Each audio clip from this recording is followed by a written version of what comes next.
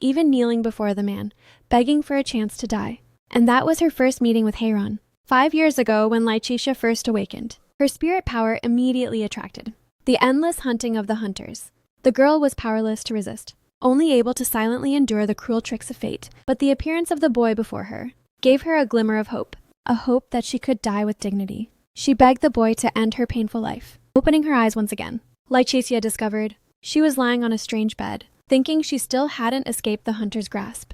The girl could no longer hold back and broke down crying. Why is even such a simple wish as dying so impossible to achieve? The world's malice is like a suffocating net, wrapping her tightly within it. Maybe dying at his hands would have been much easier. Just then, the face that had just flashed in her mind actually appeared outside the door. Lychesia grabbed a candlestick, ready to fight back. But the boy before her just calmly set down some food.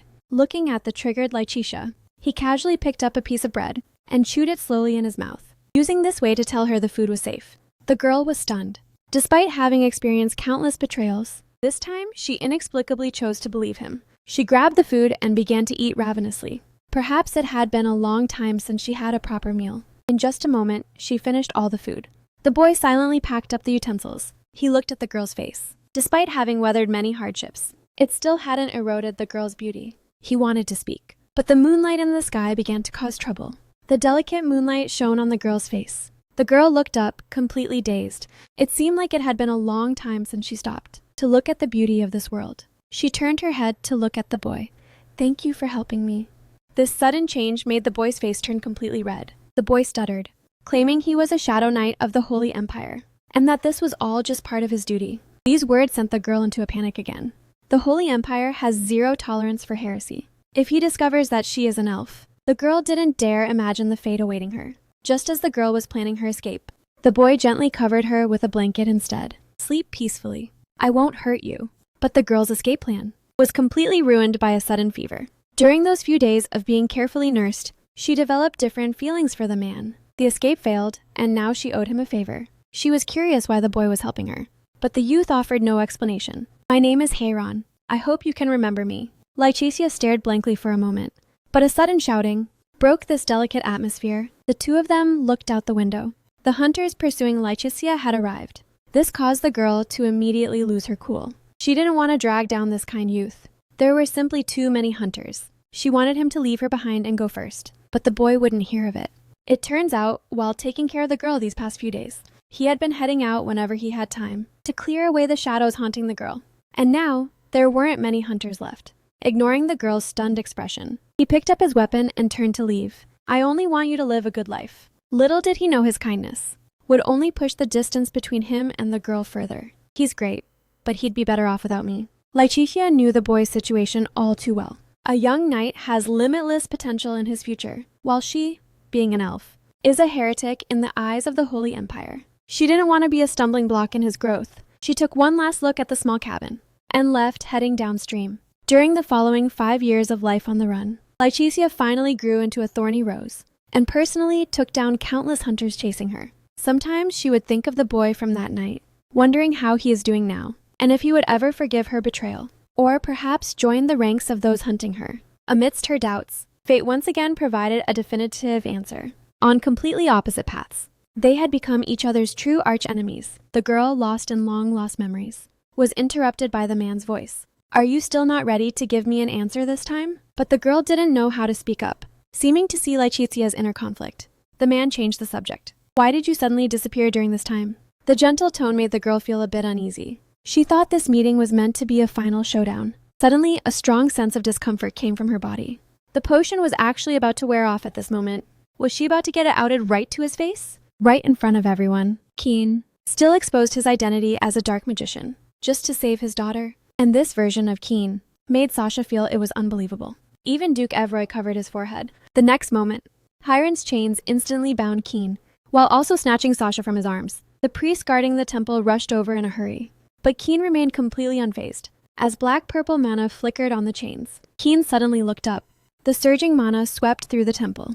The swarming priests lost consciousness instantly, except for Heiron alone, attacking so recklessly. Left Sasha and Duke Evroy stunned. Keen just spoke calmly. "Don't be nervous. I'm just providing a simple environment for a conversation." Hearing this, The chains in Chiron's hands slowly tightened. But Keen proposed an unexpected deal. Let them go, and he would provide intel on the witch Lychisha, as well as a report on the Holy Empire's elf experiments. Just that simple sentence caused Chiron to instantly lose his cool. His instinct was to think Keen was talking nonsense, but such a serious situation made him start to doubt the truth of the matter. A moment later, the chains binding Keen slowly fell away, and their deal officially began.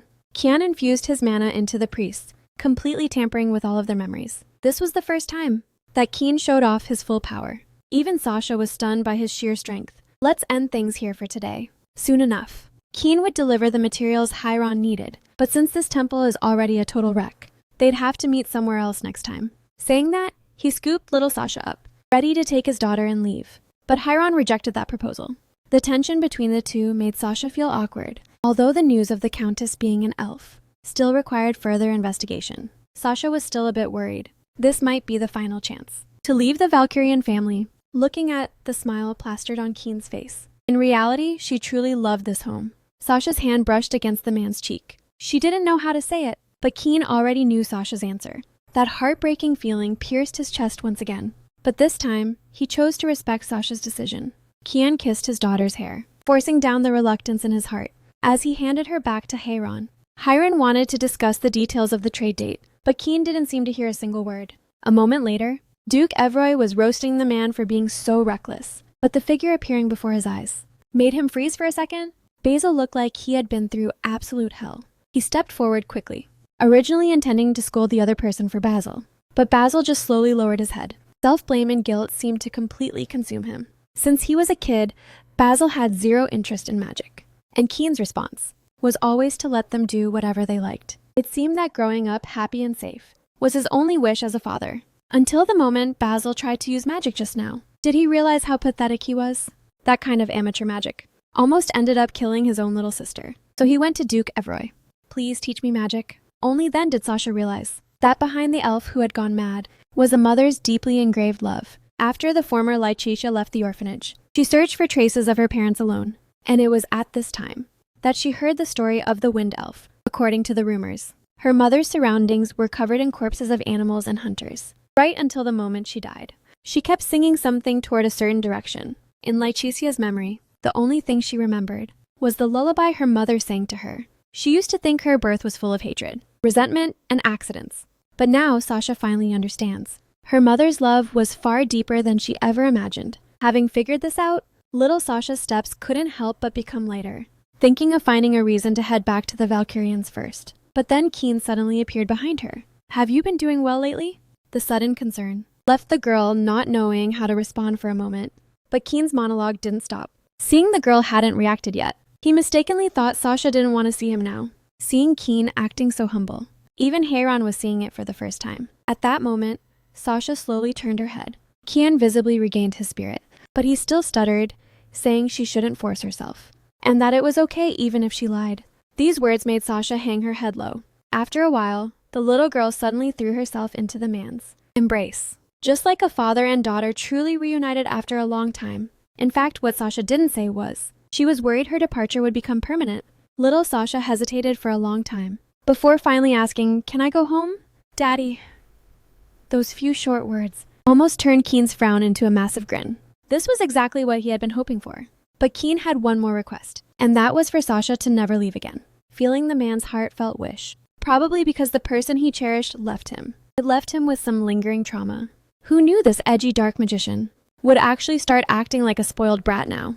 Ever since he became Sasha's dad, he feels like he can barely survive without her. Seeing this, Chiron couldn't stand it any longer, hastily claiming that taking the child away wasn't in the deal. After all, watching the two of them act so clingy made Chiron feel seriously jealous. And at this moment, Sasha finally worked up the courage to speak her mind. She is going home. If Chiron misses her, he can come to the house anytime to take Sasha out. That expectant gaze ultimately made Chiron turn his head away in embarrassment. Seeing that the matter was pretty much settled, Chiron lowered his head slightly and gave a gentle kiss to the back of Sasha's hand, indicating that he would go visit her. Since that is his duty as a guardian knight, Keen's dark magic enveloped the two of them. After Sasha gave a brief wave goodbye, they vanished from Chiron's estate. In the carriage, Keen looked at the sleeping Sasha in his arms, recalling the scene of their first meeting. Back then, the girl was full of the same fearlessness as the Valkyrians, like a perfect child prepared for him by the heavens. But everything that happened before didn't matter anymore.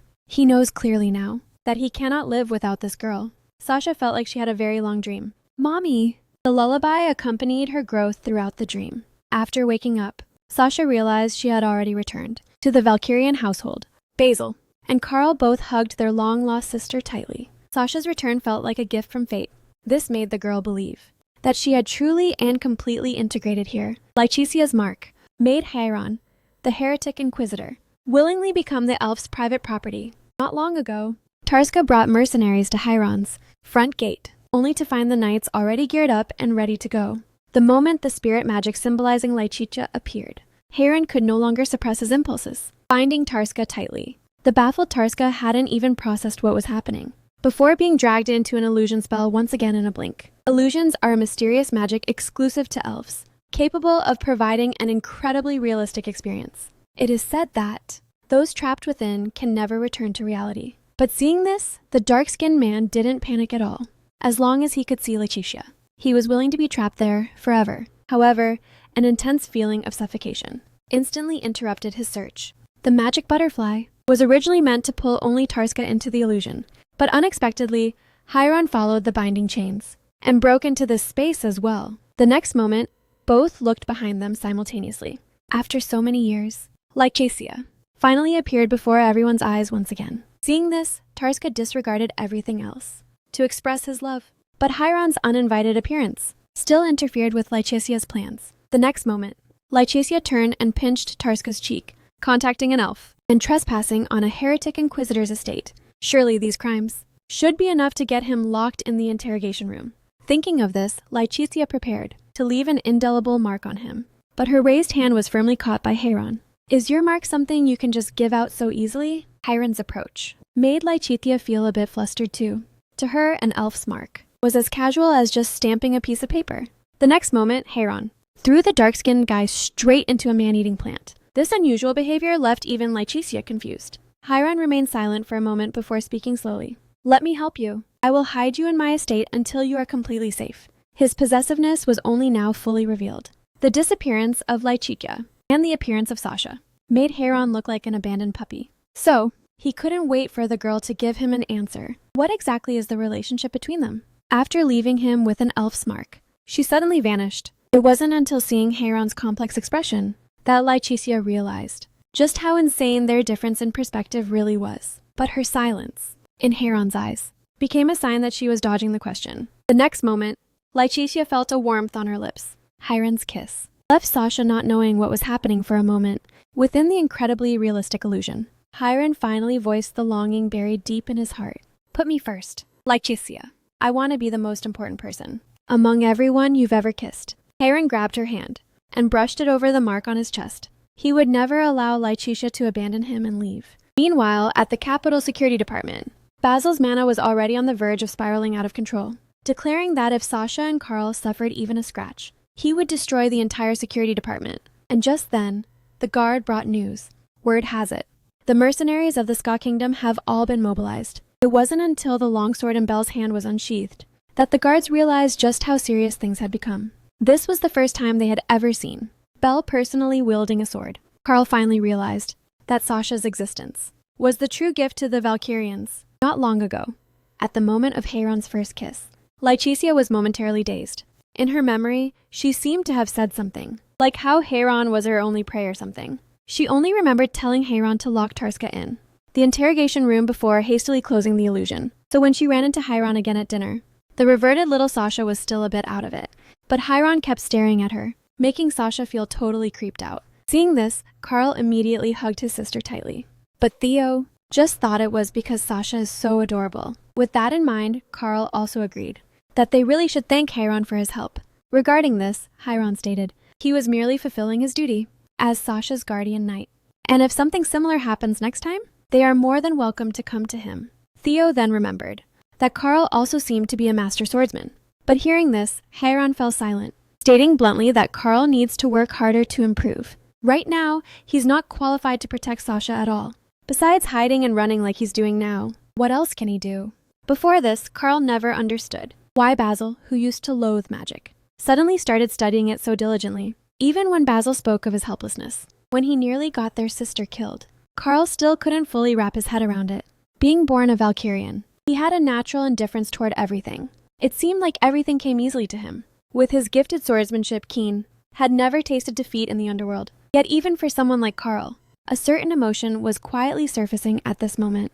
A voice kept echoing in the depths of his heart, in those moments of powerlessness. If he had been just a bit stronger, would there have been a different outcome? Thinking about this, Carl instinctively wanted to snap back at Hiron's questioning, but he shut his mouth once again. Right now, things seemed exactly as Hiron said. If he could have handled those mercenaries alone and left, he wouldn't have put his sister in such a dangerous spot. Thinking of this, Carl could no longer restrain himself. He desperately wanted the power to protect his sister. So, what should he do next? After dinner, Theo, the security captain, took his leave, hearing that the Valkyrian kids were currently causing a massive scene at the station. Meanwhile, Sasha was secretly observing. Under Hiron's suggestion, Carl was to study swordsmanship here for a day. Though Hiron is a great swordsmanship teacher, but seeing Carl all bruised and swollen, little Sasha still felt a bit guilty. Sasha suddenly had a bright idea. Humans usually get happy when they receive flowers. The next moment, a fresh flower appeared in her palm. In a blink, she appeared before Carl with healing medicine. And the flower. Seeing this, Carl almost burst into tears. Since he first started learning swordsmanship, his mother would also bring these things just like Sasha was doing now. Although his body still ached, hearing the girl say she was going to beat him up to get revenge for him made all that pain seem like nothing at all. It was only at this moment that he truly felt Sasha's arrival was the real gift to the Valkyrians, carefully carving through suffering, blooming brilliantly amidst the thorns. The little elf finally showed her true colors. Not long ago, as the 10-day Saintess prayer meeting approached, little Sasha was set to undergo a trial in the Holy Empire, and the winner's prize was the holy relic, the Elf Queen's crown. Therefore, before the prayer meeting, the various factions vying for the crown had already formed their alliances. Clearly, the heretic inquisitor leading the knights was in the same camp as Keen. Little Sasha didn't want to get caught up in the divine officials' power struggle with the knights, but in this situation, she could only go with the flow. After all, the most important goal of this trip was to uncover the secrets of the elf experiments. At the same time, the escort convoy was advancing rapidly. Sean stated bluntly that Hiron hadn't actually won Laetitia's favor, and that as a heretic inquisitor, he was just suffering from unrequited love. Such provocative words were almost too much. If it weren't for the fact that they shared the same goal, Hiron would have snapped right then and there. The first time he saw the Elf Queen's crown, he felt it would definitely suit Laetitia. So he was desperate to see little Sasha wearing that crown. The opinions of the divine officials in the Empire were nearing a consensus, while Hiron, representing the Knight faction, still needs their strength to seize the crown. At this very moment, both noticed someone rapidly approaching. A team of over 10 people made Hiron instantly realize they were elf hunters. Usually, with a convoy escorted by holy knights, very few would dare to approach so recklessly. The air was thick with intense magic fluctuations, indicating the prey was fleeing toward them at high speed. In the next second, a battle-scarred elf appeared right before their eyes. The signature spirit magic allowed Keen to recognize the other party instantly. At the same time, little Sasha inside the carriage suddenly sensed something wrong. A surge of fear that didn't belong to her seemed ready to swallow her whole. Almost instantly, little Sasha shouted for everyone to get out of the way, but it was already too late. The illusion released by the elf burning their mana was complete. Little Sasha's body fell rapidly within the illusion. What came into view was a desolate scene the girl had never seen before. This was little Sasha's first time encountering another elf. Inside the illusion, she could clearly perceive the other's emotions. This elf was clearly on the verge of going insane. The next moment, the rapidly falling Sasha was caught firmly in Keen's arms. The moment he caught his daughter, Keen finally breathed a sigh of relief. But that intense surge of emotion made little Sasha desperate to leave this place. Hearing this, Keen also hurriedly began searching for a way out. To escape an elf's illusion, one must fulfill the elf's wish to leave. This elf, currently being hunted, might want everyone to rescue them. But Keen was still full of doubt. Why would an elf trust them? Regarding this, Hiron only looked at Sasha, perhaps sensing the presence of a kindred spirit. But since he was the only one who knew the truth, Hiron chose to remain silent. Just then, the two of them looked to the side together. The hunters who had lost their prey were noisily approaching them. They were just one step away from capturing an extremely rare prey. But the moment those voices rang out, little Sasha's body couldn't stop trembling. Emotions from the master of the illusion echoed in her mind like whispers of despair. The torture of being hunted completely triggered the pain Sasha had hidden deep in her heart. The hideous faces of past hunters, the bloodstains covering her feet while fleeing. What exactly did she do wrong? To have to endure such endless despair? Was it just because she's an elf? But this was the path she came from, stepping over the bodies of countless hunters, to grow into a thorny rose. Lychesia. The next moment, an unbelievable scene appeared before everyone's eyes. Sasha finally revealed her true self. Sasha's fate faced another turning point. She was about to leave this place that never belonged to her. The girl hid all her reluctance deep within her heart. She knew the consequences of her identity being exposed. Her father's doting and her brother's gentleness would all vanish into thin air in an instant. But Belle's actions went beyond everyone's expectations. When he spoke of leaving, he actually meant to run away with Sasha. This afternoon, Sasha came to Belle's office. Although she had many things to say, the words were on the tip of her tongue, but she didn't know how to start. Belle saw his sister's expression, but he didn't say anything either. After a while, Sasha took small steps and walked in slowly. When do I have to leave? The girl's head hung completely low at this moment, but she also knew clearly that she had no reason left to stay. Belle driving her away would allow her to leave logically. If there's anything you want, just take it. You can even have a share of the fortune if you want. Belle's words were unexpected to Sasha, but she immediately showed a thoughtful expression. Then I'll just take the puppy with me. He only needs this little puppy, because he was also all alone when he first arrived. Even though he was about to leave, he still flashed a brilliant smile. Thank you. Everyone in the Count's family was very kind to him. Belle froze for a moment, seemingly not expecting this to be Sasha's answer. His hand twitched involuntarily, looking at the girl's youthful face. You must have had some feelings for this place too. Why didn't you ask me to let you stay? If you feel it's a pity, at least show it a little. Sasha's calmness made Belle feel agitated for the first time. But the girl only gave a faint response. What should I do then? It's not like I can stay just because I want to. But fortunately, he was already used to goodbyes. 10 years ago when he was first adopted, just because he stained the carpet, he was heartlessly kicked out of the house. This was the first time things that didn't belong to him were taken back. This was Lychesia's most helpless period. But the orphanage gates opened for him once again. The girl's misery was plain to see, but the teacher didn't ask why she returned. Seeing the girl's dejected state, the teacher hugged her thin body tightly. Why didn't you come back sooner? Even though my abilities are limited, feeding you won't be a problem. If you don't want to be adopted, then just stay at the orphanage from now on.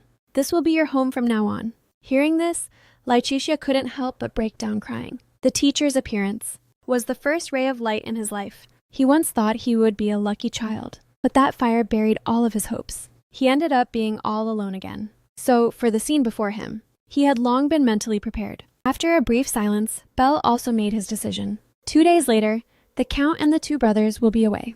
Let's set off on that very night. Having received the answer, the girl had also prepared herself to drink the potion and return to her original form after leaving, allowing her current appearance to vanish from this world forever. The next day, Sasha leaned on the balcony, feeling the breeze. Having a definitive answer actually made her feel a bit relieved, though maybe she would miss this manor in the future. And these wonderful twins. Her only regret was not being able to say goodbye in person. She waved her hand toward them. Perhaps they would meet again in the world later on. But thinking about that Keen's status as a grandmaster made the girl shrink back a little again. Regardless of everything, she also wanted to confirm how everyone's lives were going. But she failed to notice that ever since she arrived at the Count's house, her plans would always inadvertently fall through. Soon the appointed time arrived. In the early hours of the night, the girl had packed everything early on. The Count and the Basil brothers were not at home.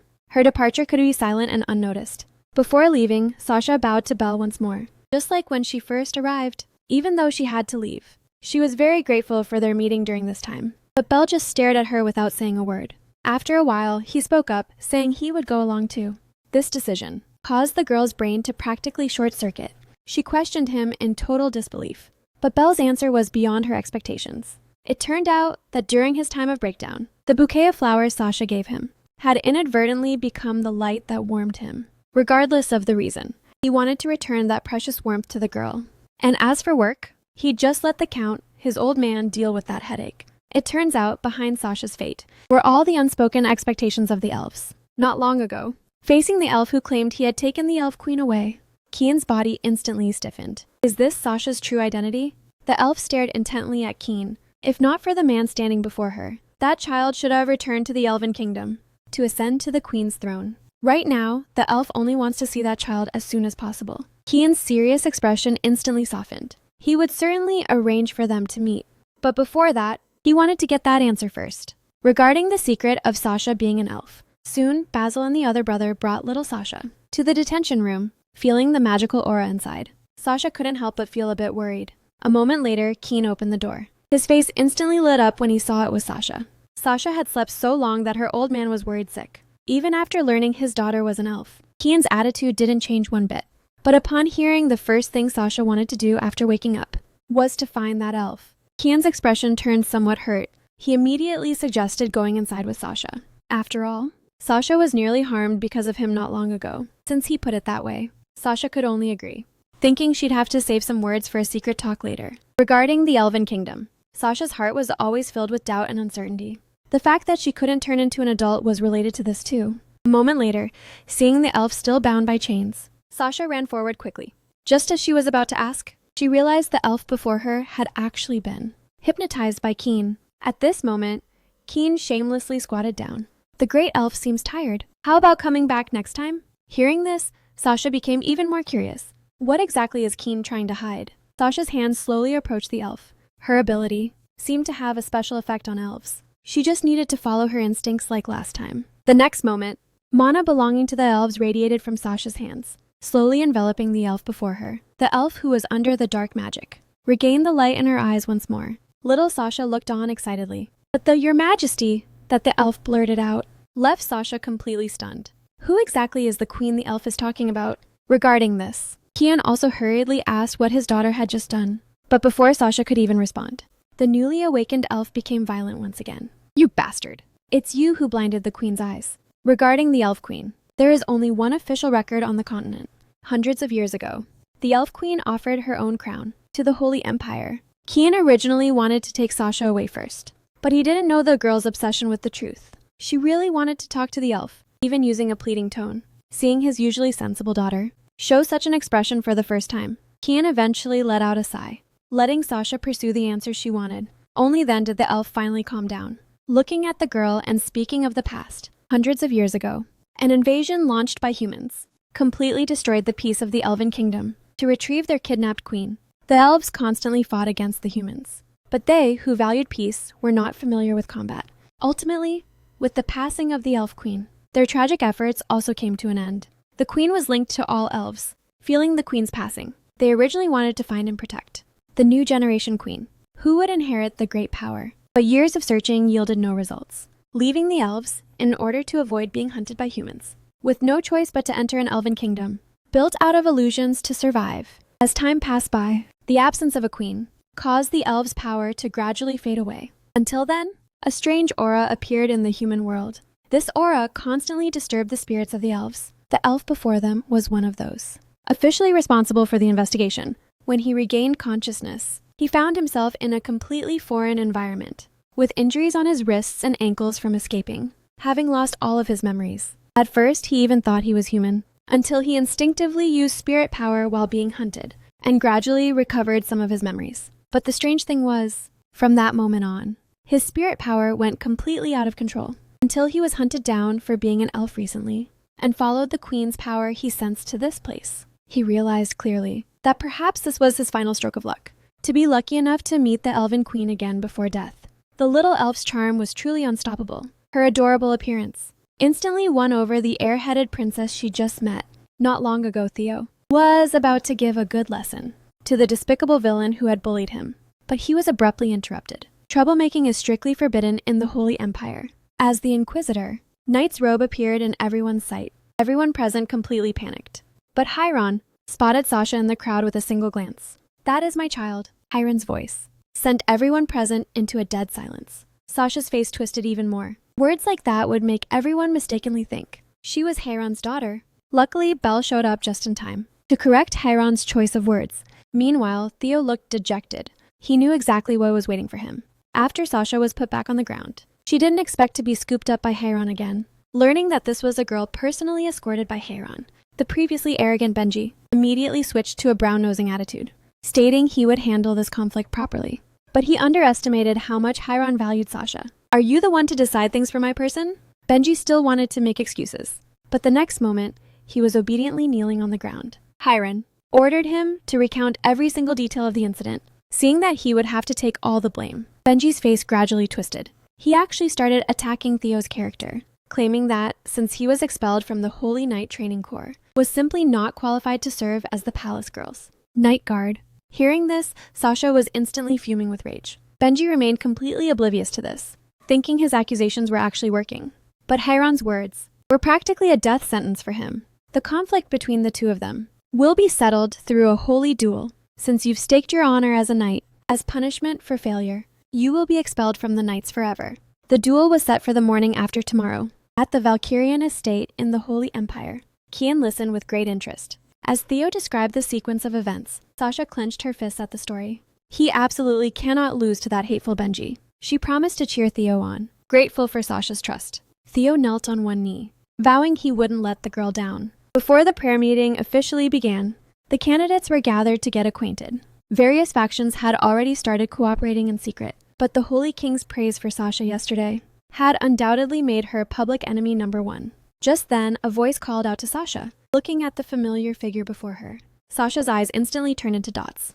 The girl before her was the princess of the Ska Kingdom, thinking she was there to hold her accountable for getting Tarska thrown into the Inquisitor's room. Little Sasha immediately put on a "I know nothing" expression, but the next moment, the girl actually thanked her sincerely. This left Sasha completely confused. Princess Aina was seeing a girl as cute as Sasha for the very first time, and was desperate to become best friends with her, especially since she got her brother locked up. She had been annoyed with her brother for ages.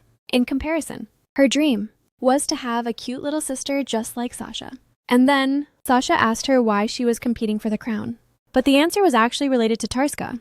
This crazy simp actually wants to take the crown and use it to propose to Lychisha. Hearing this, Sasha's face turned darker and darker. But she immediately thought of a brilliant plan. The Ska Kingdom's immense wealth made it very likely they'd get the Cardinal's support. The next moment, Sasha tightly hugged the little dark-skinned girl, while Aina's heart skipped a beat and her face flushed. Sasha quietly whispered into her ear she would let Aina meet that elf. In exchange, Aina had to help her get the crown. Heiran completely shed his cold exterior and turned into a total daughter slave in front of Sasha. That evening, the two, who were just taking a nap, opened their eyes to find it was already early morning. Little Sasha wiped the drool from the corner of her mouth and looked at Heiran, only to find he had woken up at some point. Heiran wanted her to sleep a bit longer, but little Sasha was no longer sleepy at all. Seeing this, Heiran could only tuck Sasha in. But as he looked at the girl's face again, "Your mother must miss you very much too." This sudden sentiment made Sasha curious again. From Heiran's perspective, what kind of relationship did those two actually have? "So, what is the relationship between you and my mom?" This was the answer Sasha wanted to hear back then, but didn't get the chance to. She thought she'd hear something unexpected. But Heiran stammered for a long time, only to say they didn't have any relationship at all. He seemed to notice the girl's dissatisfaction. "If I had to say, I was your mother's prey."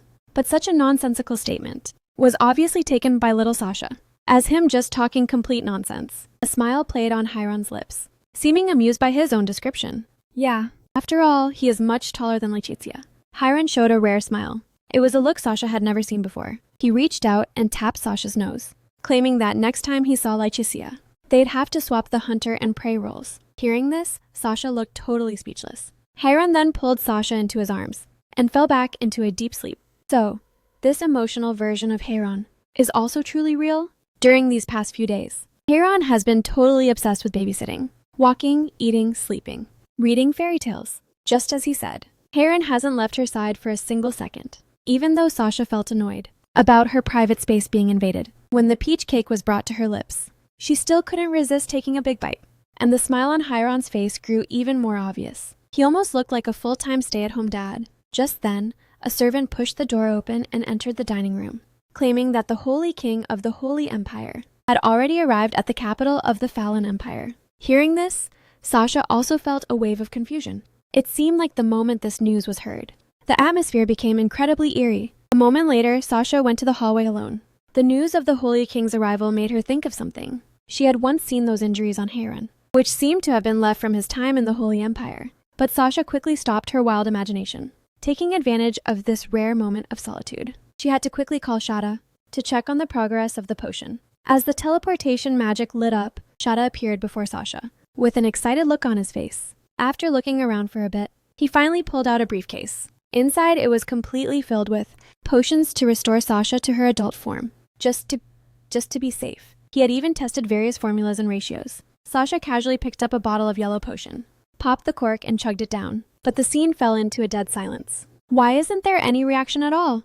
A moment later, Sasha looked at the empty bottles all over the floor in despair. After drinking over 10 bottles of medicine, she only felt very physically uncomfortable. But why hadn't her body restored yet, remaining in this tiny form? She simply couldn't unleash her full power. Like this, it would be hard to face the coming crisis. After a moment, Sasha thought of only one solution, which was to return to the Valkyrians once more. Start the plan. When the identity of the Elf Queen is revealed to the public, the truth sealed by time, this caused Sasha an uncontrollable panic. Not long ago, the elf pleaded with Sasha to return to the kingdom, but only the girl's silence responded to him. According to records, since the previous queen passed away, hundreds of years have already passed. The timing doesn't match Sasha's birth at all, but despite being full of doubts, the telepathic connection between elves still lingered in her mind. Refusing to go away, Sasha clenched her fists. It turns out, she was never an abandoned child, but she had already missed her chance. Years of being on the run had long since turned her into something completely opposite. To the peace-loving elves, Sasha stubbornly believed that if her true self were discovered, the elves would surely be very disappointed. Furthermore, she still has an unfulfilled promise with her father right now, but one day, she will return. This is a promise made to the elves. Sasha originally just wanted to ask about the method to restore her body to an adult. But just then, Keen's dark magic began to surge. Realizing it was too late, Sasha instantly erupted with spirit power from within her body. Keen originally intended to stop it, but the chains binding the elf had already shattered piece by piece, feeling the spirit power coming from the queen. The elf held Sasha's hand and gave it a gentle kiss. This is the pass to the Elven Kingdom, though it's only for a fleeting year. She hopes the queen can be happy forever. Also, be careful of this man, a man as insidious as a venomous snake. Those last two sentences left Sasha bewildered. When she snapped back to reality, she met Keen's anxious gaze. The man cautiously inspected the back of the hand that the elf had kissed. Panic-stricken, he begged Sasha not to leave. Not until Sasha gave a definitive answer did Keen pull his daughter into a tight embrace. Don't use your spirit power in front of others. Sasha's soft-heartedness toward others made Keen instinctively worry that his daughter would get hurt in front of Sasha. This father also has a weakness deep in his heart. At the same time, Heron clearly sensed the chains breaking. He looked toward the direction of the estate.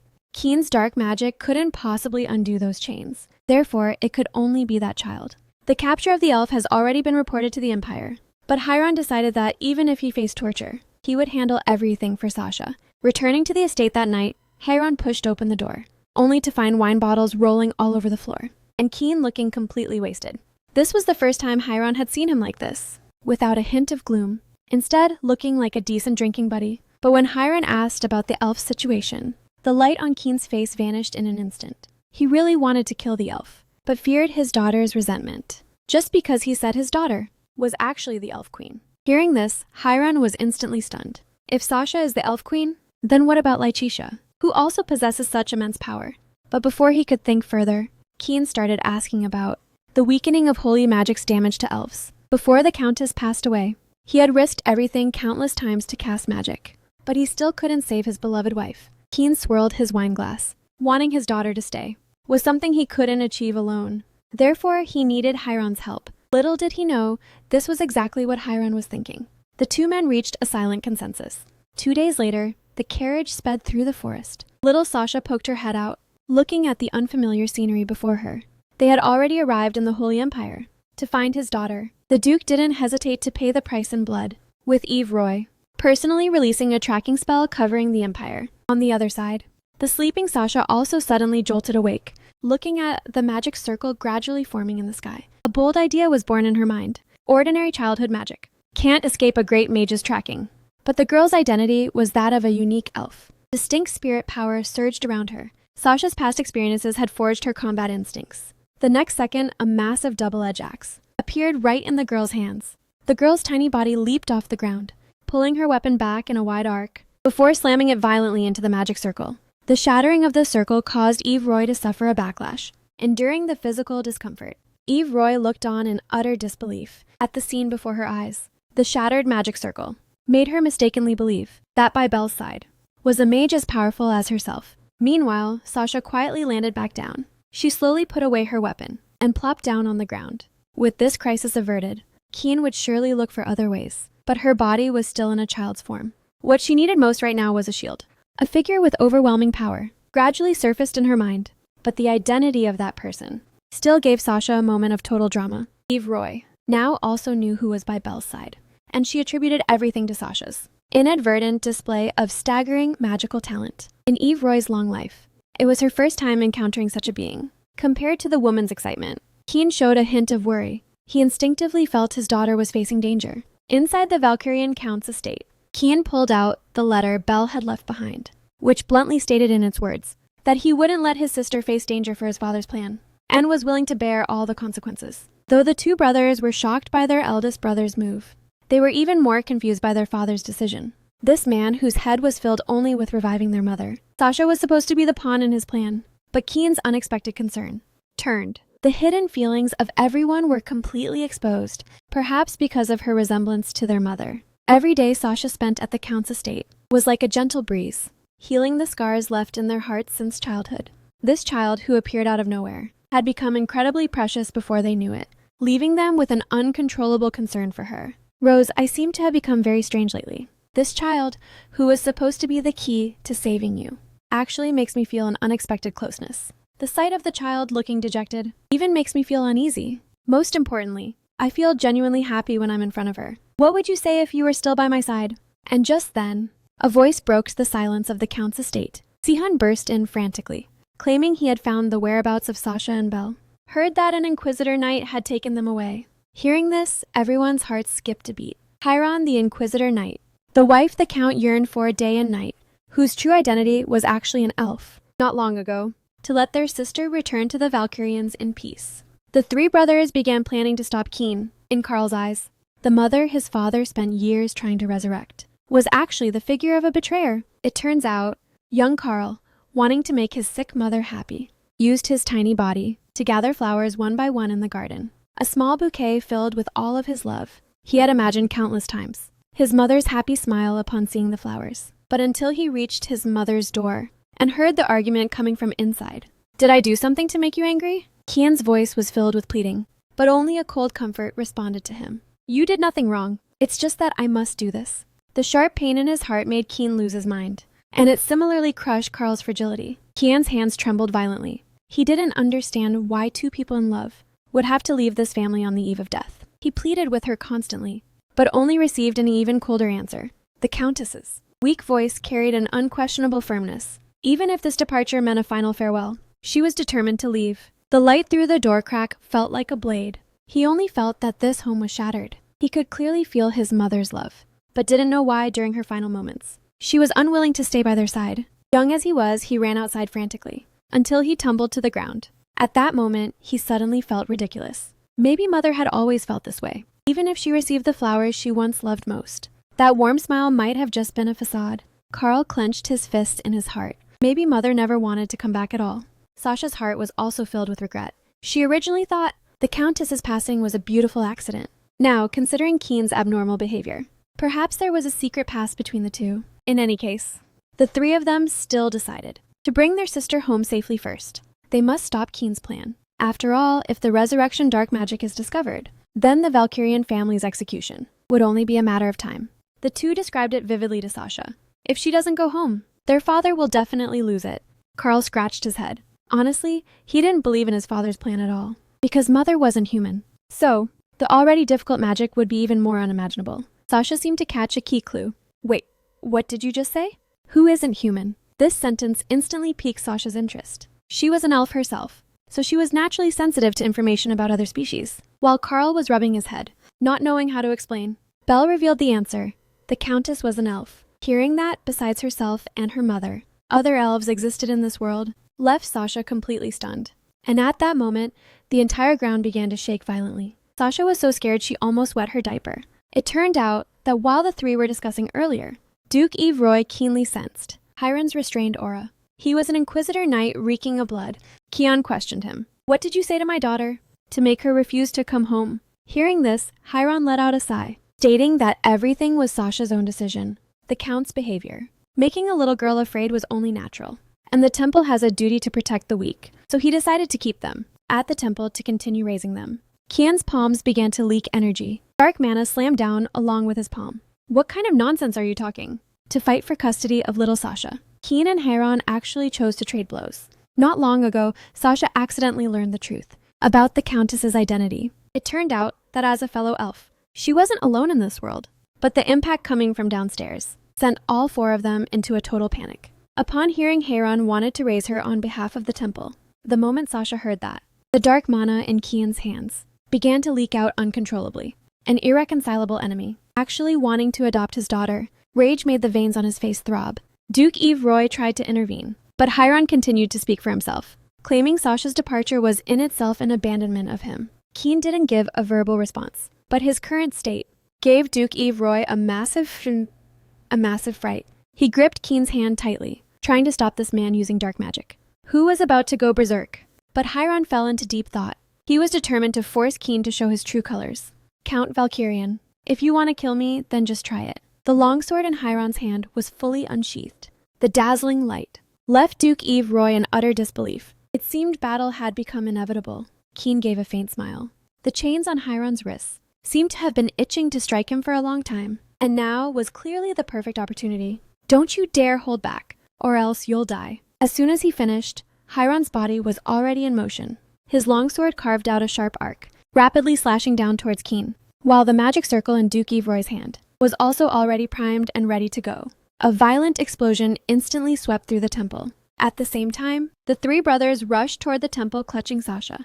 The commotion outside filled Sasha with worry. A moment later, they finally reached the top of the temple. The scene below made Sasha realize the gravity of the situation. Duke Eve Roy's power was beyond any doubt, but facing the temple's top knight, it was only a matter of time before Kian exposed his identity as a dark mage. Thinking back to the truth Carl revealed, that the Countess was actually an elf, then maybe the truth she had been dreaming of was something Kian had known all along. Sasha pointed toward the center of the battle, actually wanting the three of them to throw her in. This suggestion absolutely terrified the brothers, but Sasha just spoke with a pitiful look. After all, their fighting was all caused by her. This kind of cute attack left Belle and Basil completely defenseless. Belle also felt that charging into the center of the fight was extremely risky, but the situation was urgent right now. Sasha instantly jumped down from Belle, running toward the edge up ahead. Even though it was very high, this was the only way to settle the dispute. But then the stone slab under Sasha's feet suddenly snapped. Her body plummeted straight down toward the bottom, which gave the three brothers a massive heart attack. Sasha originally wanted to just go with the flow, but a magic circle lit up from Basil's hand. He still felt that this method was way too risky. The next moment, golden magic entwined around Sasha's body and pulled her back up. But the magical attraction seemed to have a glitch. Sasha's body flew straight up into the sky. This is totally different from the plan. This scene made Basil's face turn green with fear. He quickly tried to fix the error in the magic circle, but recalibrating the circle seemed like it was already too late. Meanwhile, Eve Roy in the field and Heiron were both stunned at the same time. By now, Sasha's falling speed was beyond imagination. The originally calm Kian finally let his long-hidden dark mana burst forth completely at this moment. Heiron also released the chains from his wrists, hoping to catch Sasha before she hit the ground, but he still couldn't outpace this man. Sasha opened her eyes again to find Kian holding her firmly in his arms. "I've got you. My daughter." The moment he caught his daughter, the man didn't hesitate to abandon his years of revenge plans, exposing himself completely before the Inquisitor Knight. Looking at Kian, who was about to go berserk, Sasha desperately wanted to step forward and stop him, but Belle suddenly appeared before her eyes and landed a punch right on the man's cheek. "You'd better calm down. He is the eldest son of the Valkyrians." But during the years Kian was absent, he was the one who took care of Basil and the other brother. Seeing the man abandon the entire family, he could no longer suppress the emotions hidden in his heart. Seeing this, Sasha cautiously tugged at her brother's pant leg, claiming she was tired and wanted to go back and rest. She had to quickly end this tense situation as soon as possible. Duke Eve Roy also felt relieved. Luckily, Belle showed up just in time, under Heiron's suspicious gaze. He picked up the dazed Kian, stating that before Sasha gave her answer, the three of them needed to have a good talk. On the other side, Belle carried Sasha out of the conference hall. The scene just now made the girl's heart feel conflicted again, even though this was clearly the best outcome, under Heiron's protection. It's only natural that she left the Valkyrians, but that subconscious reaction just now completely exposed her true inner thoughts. Kian's soft calling of her name made her start to doubt her own decision. After returning to the room, Belle's body could no longer hold up, as he slumped onto the floor. He didn't even know why he was crying. On one side was his beloved little sister. On the other was his neglectful father, feeling the sound of sobbing in her ears. Sasha could only respond with a warm hug for her brother. She understood Belle's internal conflict. It was all to protect her from being hurt again. But then the window suddenly burst open. Basil and the other brother actually climbed right in. The two of them looked around the room, seeing that their brother and sister were living quite well here. But Belle pushed Sasha aside, and his longsword instantly cleared its sheath. He wouldn't let the two of them take Sasha away again. This was a situation he had fought hard to secure. Seeing this, Carl also fell into silence, watching his eldest brother point his sword at them. He let out a soft sigh. The big brother they hadn't seen in a while left the estate, and even arranged an assassination, just to take their little sister away. Is that really necessary? Hearing this, Sasha was also shocked. She didn't expect Belle to be such a devious guy. As the tension in the room continued to peak, Sasha immediately raised both hands high. Her waving arms made the two realize they shouldn't act so rudely in front of their sister. The usually gentle Basil quickly stepped forward. During the time the girl was gone, they had all missed her terribly. This was the first time the three of them ever had a sister. This kind of wholesome attack almost made Sasha throw down her guard and surrender. Carl also gave up on the standoff with Belle and poked Sasha's cheek. In the days without you, the house seems to have become lifeless again. Sasha originally thought she was just a tool to be used, but these pathetic expressions on their faces. What exactly was going on? Just as she was thinking, her body suddenly left the ground. Belle held Sasha, denouncing the two for their baby-talking rhetoric. But clearly, the two looked totally unconvinced. Everything they said was straight from the heart. Carl urged his big brother to think it over. They just needed a plan to make their father give up his daydream, while still keeping their sister safe. After all, regarding Mother's resurrection, if it had to be exchanged for Sasha's life, surely she wouldn't agree to it either. To vent his daughter's frustrations, Keen said just one casual sentence. That dragged Marquis Milton straight into a carnage. Not long ago, Marquis Milton's blatant malice was actually directed at Sasha's status. Hearing this, Keen's expression shifted. Then he slowly and calmly revealed the truth, stating that although the boy was the Marquis's child, he actually looked more like his secretary, Baron Keller. In the eyes of nobles who value prestige, Kian's words contained nothing but naked humiliation. The Marquis turned to look at his wife, only to find her face had long since changed color. He instantly nearly choked on his own breath, with things taking such a turn. The Marquis only wanted this woman to disappear forever. Seeing her secret exposed, the Marchioness became desperate, claiming she did it all for the Marquis's reputation. Marquis Milton had been married 3 times, but never managed to father a child, all because of the Marquis himself. Sasha stared blankly at Keen. As expected of the Lord of the Underworld, just one random piece of info completely crushed the opponent. What a savage. Keen walked out holding Sasha and Basil to help his sister get revenge. Basil decided to make Marquis Milton's scandal the front page headline of tomorrow's newspaper. Hearing this, Sasha couldn't help but feel that everyone was truly full of devious tricks against outsiders. After Basil left, Keen wanted to take Sasha on a tour of the Duke's estate, promising his daughter she could just take whatever she liked, acting completely as if it were his own home. And that's when Sasha finally understood the deep bond between Keen and Duke Evroy. They had both saved each other's lives at some point. Even Keen's dark magic was taught by the Duke. Years ago, Keen's resurrection magic went out of control, causing his mana to go berserk. Even though Duke Evroy was very displeased with Keen's actions, he still indulged him once again, suppressing the berserk mana for Keen. Despite Keen talking as if it were nothing, Sasha still understood the danger involved. If it hadn't been controlled, a whole chunk of the continent might have gone missing. And the reason Keen revealed all this was only to let Sasha know that if anything happened to him, Sasha, as his daughter, would still have someone to rely on. No matter what happens, Duke Evroy will take very good care of Sasha. Sasha clenched her little hands. Keen's words always hinted that something might happen to him. A few days later, Sasha looked at the newspaper. Marquis Milton's scandal was all over the place. As that matter came to an end, the prayer meeting was now fast approaching, making the Valkyrian family busy once again. Keen was busy meeting nobles during the day and had to handle underworld affairs at night. Today, he even had to go to the Black Forest to deal with monsters. The brothers had also been going out frequently lately. Just then, a maid delivered a letter from the Holy Empire, signaling that the Saintess prayer meeting was coming soon. Belle held little Sasha and gave a slight smile. He was also quite eager to see his sister, wearing the elven crown. After Belle went out, Sasha decided to take advantage of everyone's absence to pay a visit to Shada.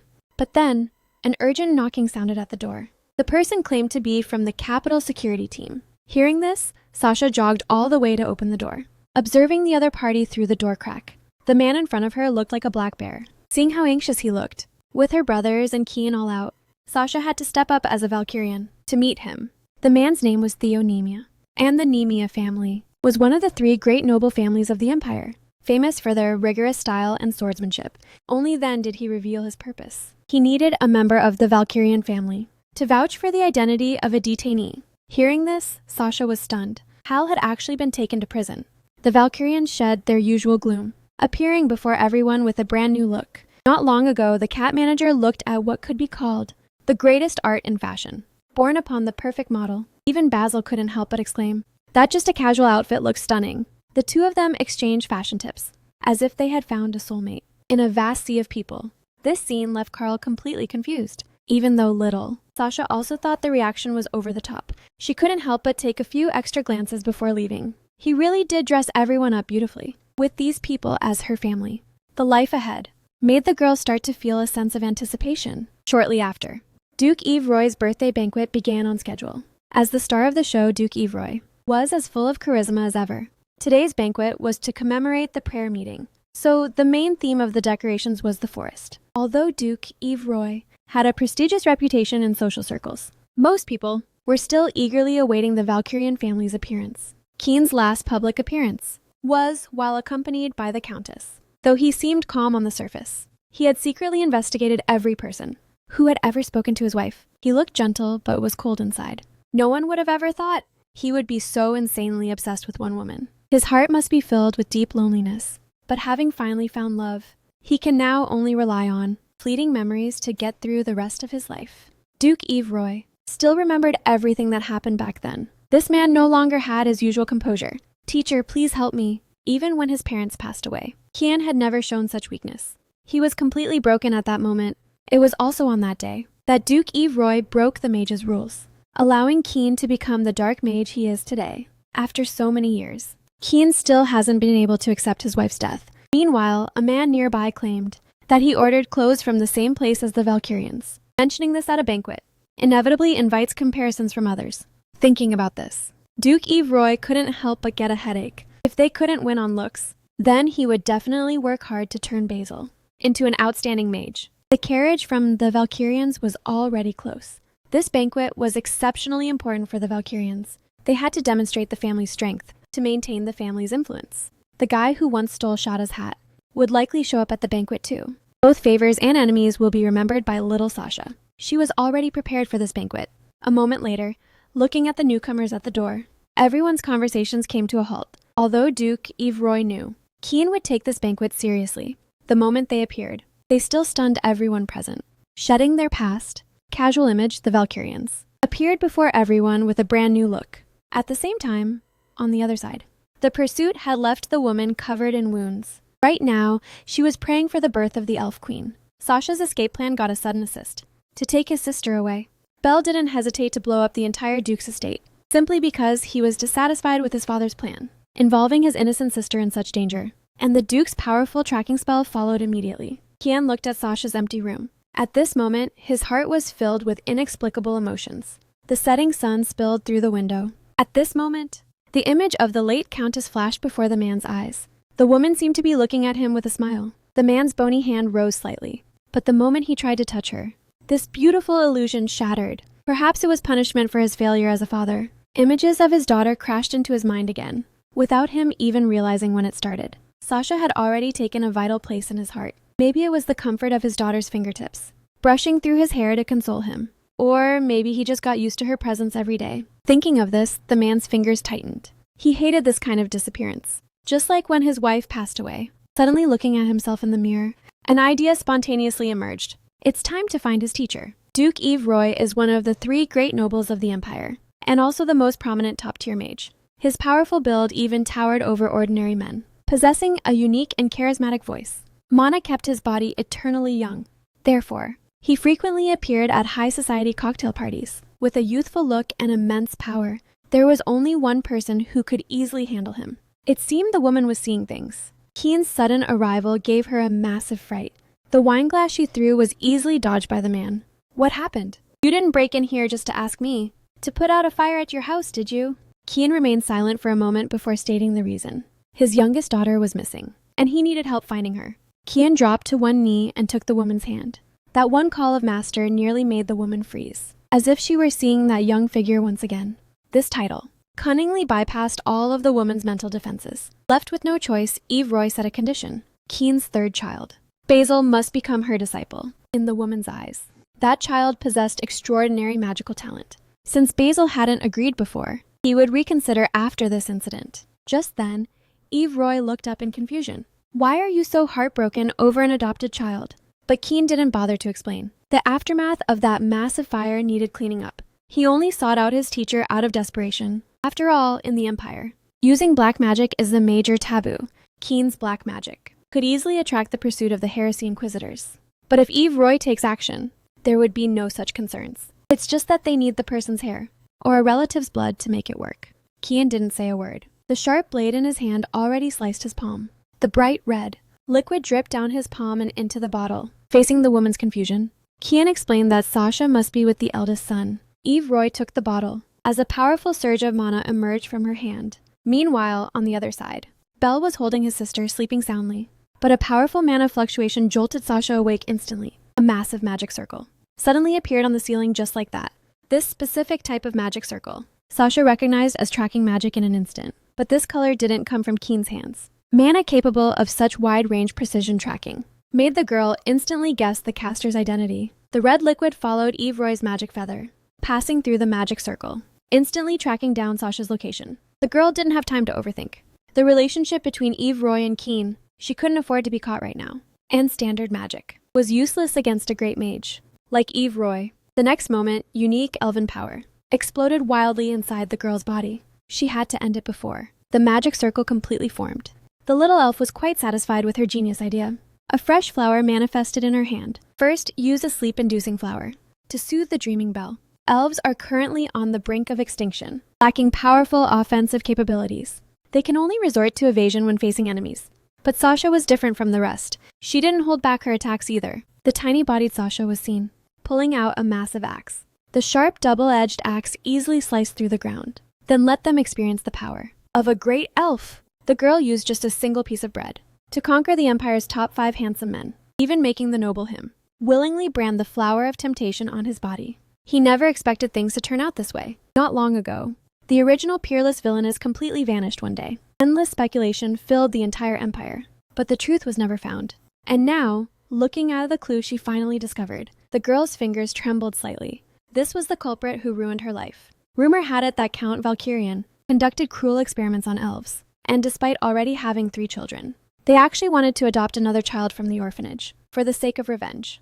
The girl swallowed a potion. The peerless villainess transformed into a diaper warrior, preparing to infiltrate the enemy family. Looking at her youthful face in the mirror, and the noisy shouting of the brats around her, a month had already passed. Just when are they finally coming? Just as the girl couldn't hold on much longer, news of the noble's visit finally arrived. The girl stumbled her way to the door. A luxurious carriage had already pulled up, and the man stepping down before her was none other than Count Valkyrian. Stars appeared in the girl's eyes. For the first time, even an enemy felt so dear. Among the many children, the girl was undoubtedly the most eye-catching one. But the man only gave her a cold glance, with no intention of adopting her.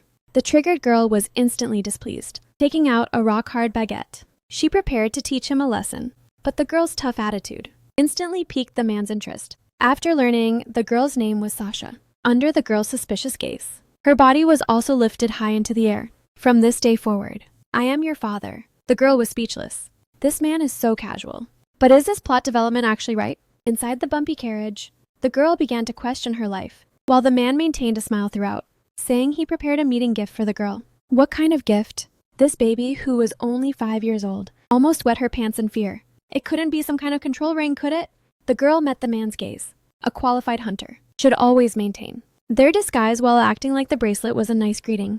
The man's gentle voice followed. From now on, anything you want, Daddy will provide. Suddenly, the air grew heavy. But you must also grant Daddy one wish. An ominous aura instantly enveloped the entire carriage. Is this the true face of the Valkyrian family? But the carriage was stopped at that moment. It was the Holy Knight Order performing a routine check. In the months since the witch disappeared, things had been a bit too quiet. A terrifying thought abruptly surfaced in the girl's mind. Does this man know her whereabouts? While she was thinking, the man revealed a mysterious smile. Adopting a daughter must be kept a secret. Dark magic, strictly forbidden by the Empire, was instantly released from the man's hand.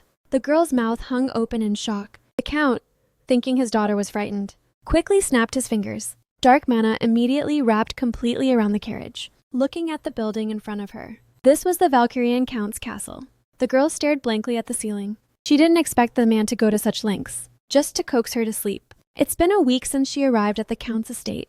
This man seems to treat her like a lucky charm, never leaving her side. He even patiently tells her fairy tales. And looking at this man with suspicion. In this empire, with such strong faith, unauthorized use of black magic will result in immediate execution once discovered. The girl instinctively guesses the other person's intentions. Who would have thought the man would actually start singing a lullaby? Singing is one thing, but being completely out of tune, what is that supposed to mean? If only this were my mother's lullaby. Although the memories of mother have become blurred, a gentle feeling vaguely emerges in her mind. The sound of the man's cooking stove unknowingly carries the girl into a dreamland. Opening her eyes again, the man has already been waiting for a long time. He picks the girl up in one swift motion. Come quickly and see your older brothers. Very little information is known about the three brothers. It is only known that the eldest son is 13 years old, while the twins below are 11 years old. Then, without waiting for the girl to resist, the man carries the little bundle to the study. Hearing the news that the man is about to go out, the girl's long, stagnant face finally shows a brilliant smile. Finally, I can be alone for a while. And at this time, the Count's eldest son also comes to the study. The moment he sees the girl, his brow furrowed noticeably. It turns out they are about to set off for the Black Forest, ignoring the boy's strange look. The girl slowly forms a question mark in her mind, thinking carefully about what they are going there for. But the boy paused for a moment. Even if you are crazy, do not involve innocent people. It is truly a strange father-son relationship. But the man remains as radiant as ever. He smiles and pats the girl's head, and then turns to leave. After hesitating for a moment, the girl still asks the doubt in her heart. Do I look like someone? There are vague mentions of it, and even searching for her with such great effort, this witch makes the girl feel that the adoption is definitely not an accident, but the man did not give a response. He just stroked the girl's hair. Wait until I get back to talk about it. But the girl will certainly not sit still and wait for death, since that is the case. Then I will properly investigate your secrets. A magic circle just appeared, right at that moment. A powerful hand tightly covered her mouth. Outside the castle, a man held little Sasha with one hand and threw her onto a carriage filled with flowers. The girl looked completely dazed, like, who am I? Where am I and what am I doing? She originally wanted to take them out with one strike, but a figure suddenly appeared at this moment. The Count's third son, Basil. The girl observed him curiously, only to see him walk straight past the two toward her. This was also his first time up close, looking at this child adopted by his family. Then he reached out a wicked hand to rub and pinch the girl's cheeks. The assassins behind him, seeing they were ignored, raised their sharp swords to end this arrogant guy in front of them. As flowers bloomed in the air, the two instantly turned into scattered fragments. Basil thoughtfully held an umbrella for the girl through the obstructed vision. A faint smile appeared on Basil's lips. You don't seem scared at all. At the same time, inside the study, their eldest brother, Asura, gazed at the person opposite. Basil placed this cute thing right on the table. Neither of them mentioned anything about almost being kidnapped in their expressions. There was only approval for little Sasha's looks. Immediately, the eldest brother showed unusual concern regarding the adoption event, even wanting to secretly send the girl away. But the girl was no bird brain. After making up a lame excuse to stay, both of them wondered if this child was traumatized. But Basil brought up that matter regarding the Count's rebellious act of resurrecting the dead. Life and death belonged to the domain of God. Yet the Count actually had such a dark plan. The two showed a deep resolve regarding the Count's act of choosing a child as a sacrifice. What are you all talking about? My children. And Sasha suddenly remembered that secret past from 15 years ago, between the Count and that woman from the Black Forest. After giving birth to 3 sons, the Countess suddenly died mysteriously one day, and the Count himself completely lost his mind. Sasha finally understood the reason for the adoption. Was she meant to be the sacrifice? Just then, the Count entered the room, under the girl's suspicious gaze. Sasha is my daughter. How could such a daughter be used as a sacrifice? Daddy only has one request. Give the Elven Queen's crown to me. It is a holy relic of the Sacred Empire that only children under 5 can touch. And the Empire is about to begin the selection to grant the crown to the most divine child. The girl lay on her bed, thinking that in the near future, she would actually have to go pray. Her peerless villainous persona was completely falling apart. And if she ran into that man again, there was a high chance she'd end up dead. She originally sneaked in to investigate. the research regarding elves. So why was the plot developing like this? Thinking of all this, the girl decided that, before anything weird happened, she'd better bail first. Luckily, she had prepared invisibility flowers in advance. The girl's little feet scurried across the floor, but a petal fell onto the ground. A figure stood behind her and picked up the petal. With a confused look, seeing this, the girl ran even faster. A moment later, the girl stood in the courtyard. She had accidentally tripped, causing the flower to fly away. This led to her being caught on the spot by the boy. Sasha had no choice but to start playing dumb. But the boy slowly leaned in closer, trying to find clues of the petal on the girl. He slowly bent down, gently sniffing the girl's hair, just as the girl was about to be exposed. The bell signaling an enemy invasion suddenly rang out. The girl felt her body go weightless, as she was pulled right against her brother. At the same time, the Count's calm and indifferent expression made the man reading the imperial decree feel he was being arrogant. A heated argument followed immediately. Upon hearing that she had to enter the palace too, Sasha was a bit confused. They were about to head to the imperial palace overnight, but the Count only gave a faint smile. Then he turned back to look at his youngest daughter, sensing that familiar aura. It turned out he knew Sasha wasn't in her bedroom long ago. Just as he was about to send troops to search, Carl laughed disdainfully. What a disgrace. The man's tenderness toward his daughter was exactly the same as toward the Countess. Is it because we look so much alike? But an elf's appearance is made of illusions anyway. The man did not respond, simply holding his daughter and turning around quickly. We're going to the palace tonight. The next day, the girl sat in the palace, feeling that escape was even more hopeless. While waiting for the audience, the door was abruptly pushed open. This familiar figure instantly made the girl's hair stand on end. Heiron, the Heresy Inquisitor, a figure in the Empire with the power of life and death.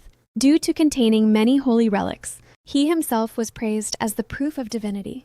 The moment the man walked through the door, he noticed Sasha, looking at her distinct pink pupils. The man's eyes gradually narrowed. Then he took a large stride forward. Just as his palm was about to touch her, the Count grabbed it firmly. What are you trying to do to my daughter? Heiron withdrew his hand with a smirk, claiming the girl just looked very familiar. Hostility filled the room in an instant. Luckily, thanks to the lieutenant's persuasion, the two did not break into a violent conflict. But the hidden power struggle did not stop. Heiron used the excuse of Sasha's identity to make the Count step aside. As the heavy doors slammed shut, only the two of them remained in the room. The man's gaze was like a sharp blade, making the girl's cowlick stand straight up, looking at the girl's similar features. Are you Lysicia's daughter? These wild words nearly made the girl's heart stop. What the hell is this guy talking about? As it turns out, her entanglement with this man went back a long time. She had once begged the man to end her exhausted life, but she was rejected. After that brief encounter, the two returned to their own lives. She never expected that meeting again would lead to a scene like this. The girl didn't give an answer, and the man slowly sat down. She thought the matter would just pass. But Heiron actually started unbuttoning his clothes. Where had 5-year-old Sasha ever seen such a scene? She quickly buried her head in the sofa like an ostrich. As the clothes were pulled aside, the girl peeked through her fingers and saw on his collarbone a vibrant rose tattoo pattern. But then the Count's voice suddenly rang out. Do you want to die, Sir Heiron? The Count slowly walked in, for a holy night, to actually leave the mark of a witch on his own body. But Heiron just unhurriedly put his clothes back on. Do you know about Lycicia? This brief inquiry let the Count immediately guess what had happened. A candlestick with a sharp point was instantly pressed against Heiron's throat. Sasha has nothing to do with her. Don't test my patience anymore. Heiron slowly stood up. This time I will act as the guardian knight. So, I'll see you then.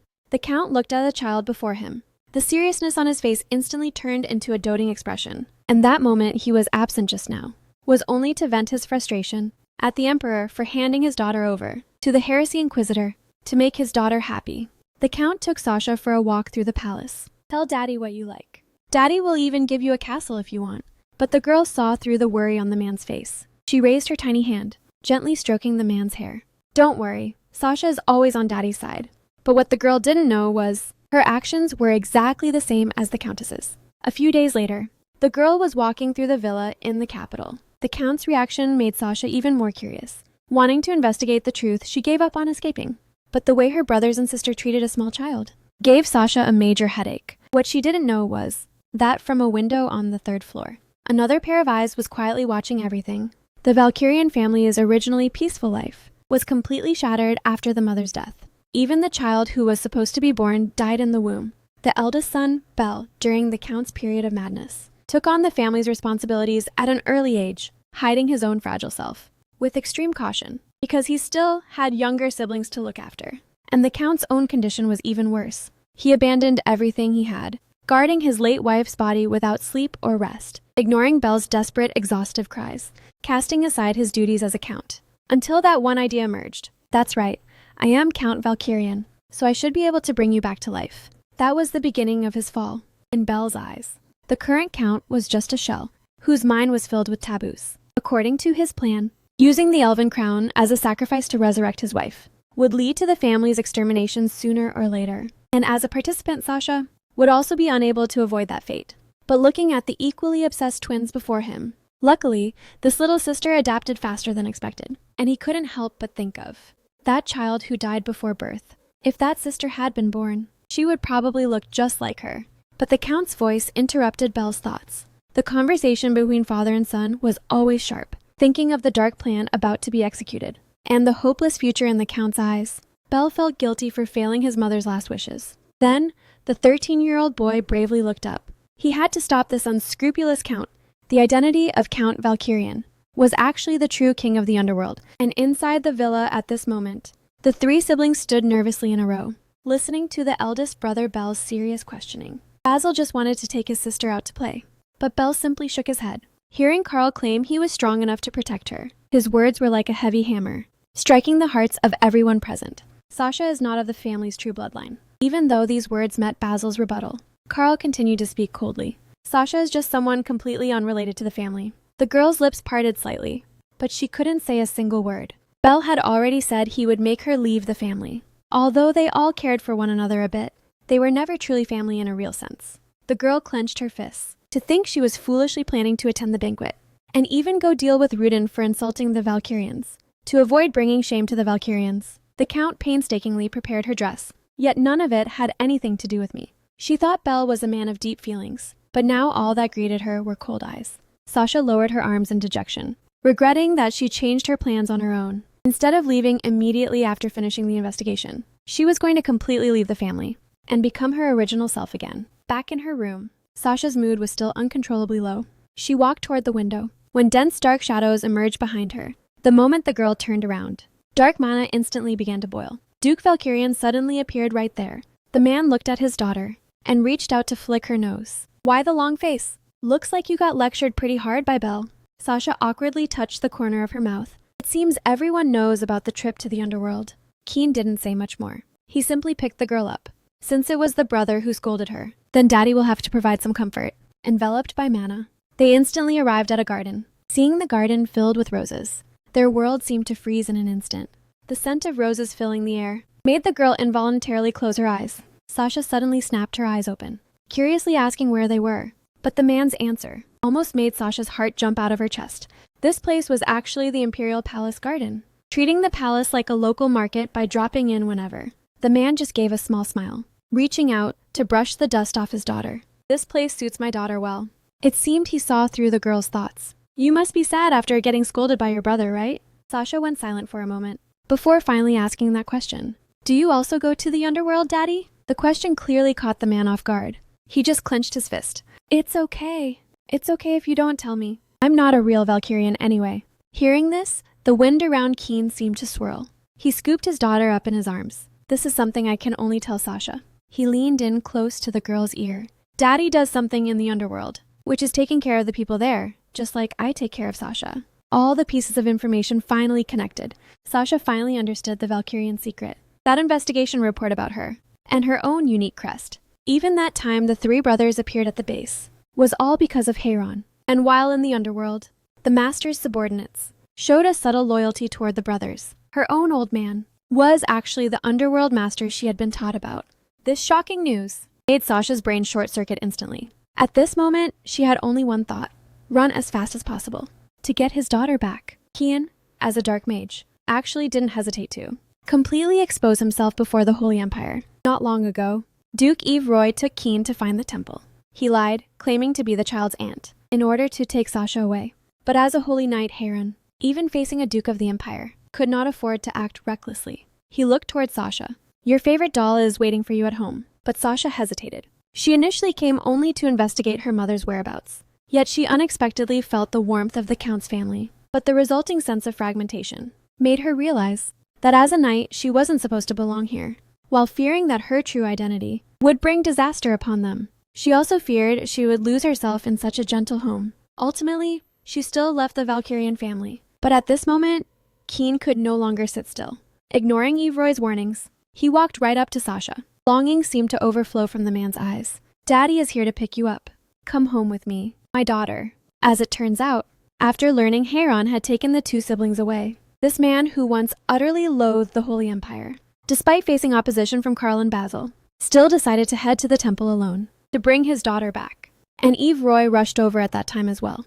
Keen was a powerful dark mage, but powerful dark magic was a symbol of heresy in the eyes of the temple. His reckless decision could prevent him from ever seeing his beloved family again. Even his long-term plan to resurrect his wife would be completely ruined. To avoid such a situation, Evroy decided to go in person.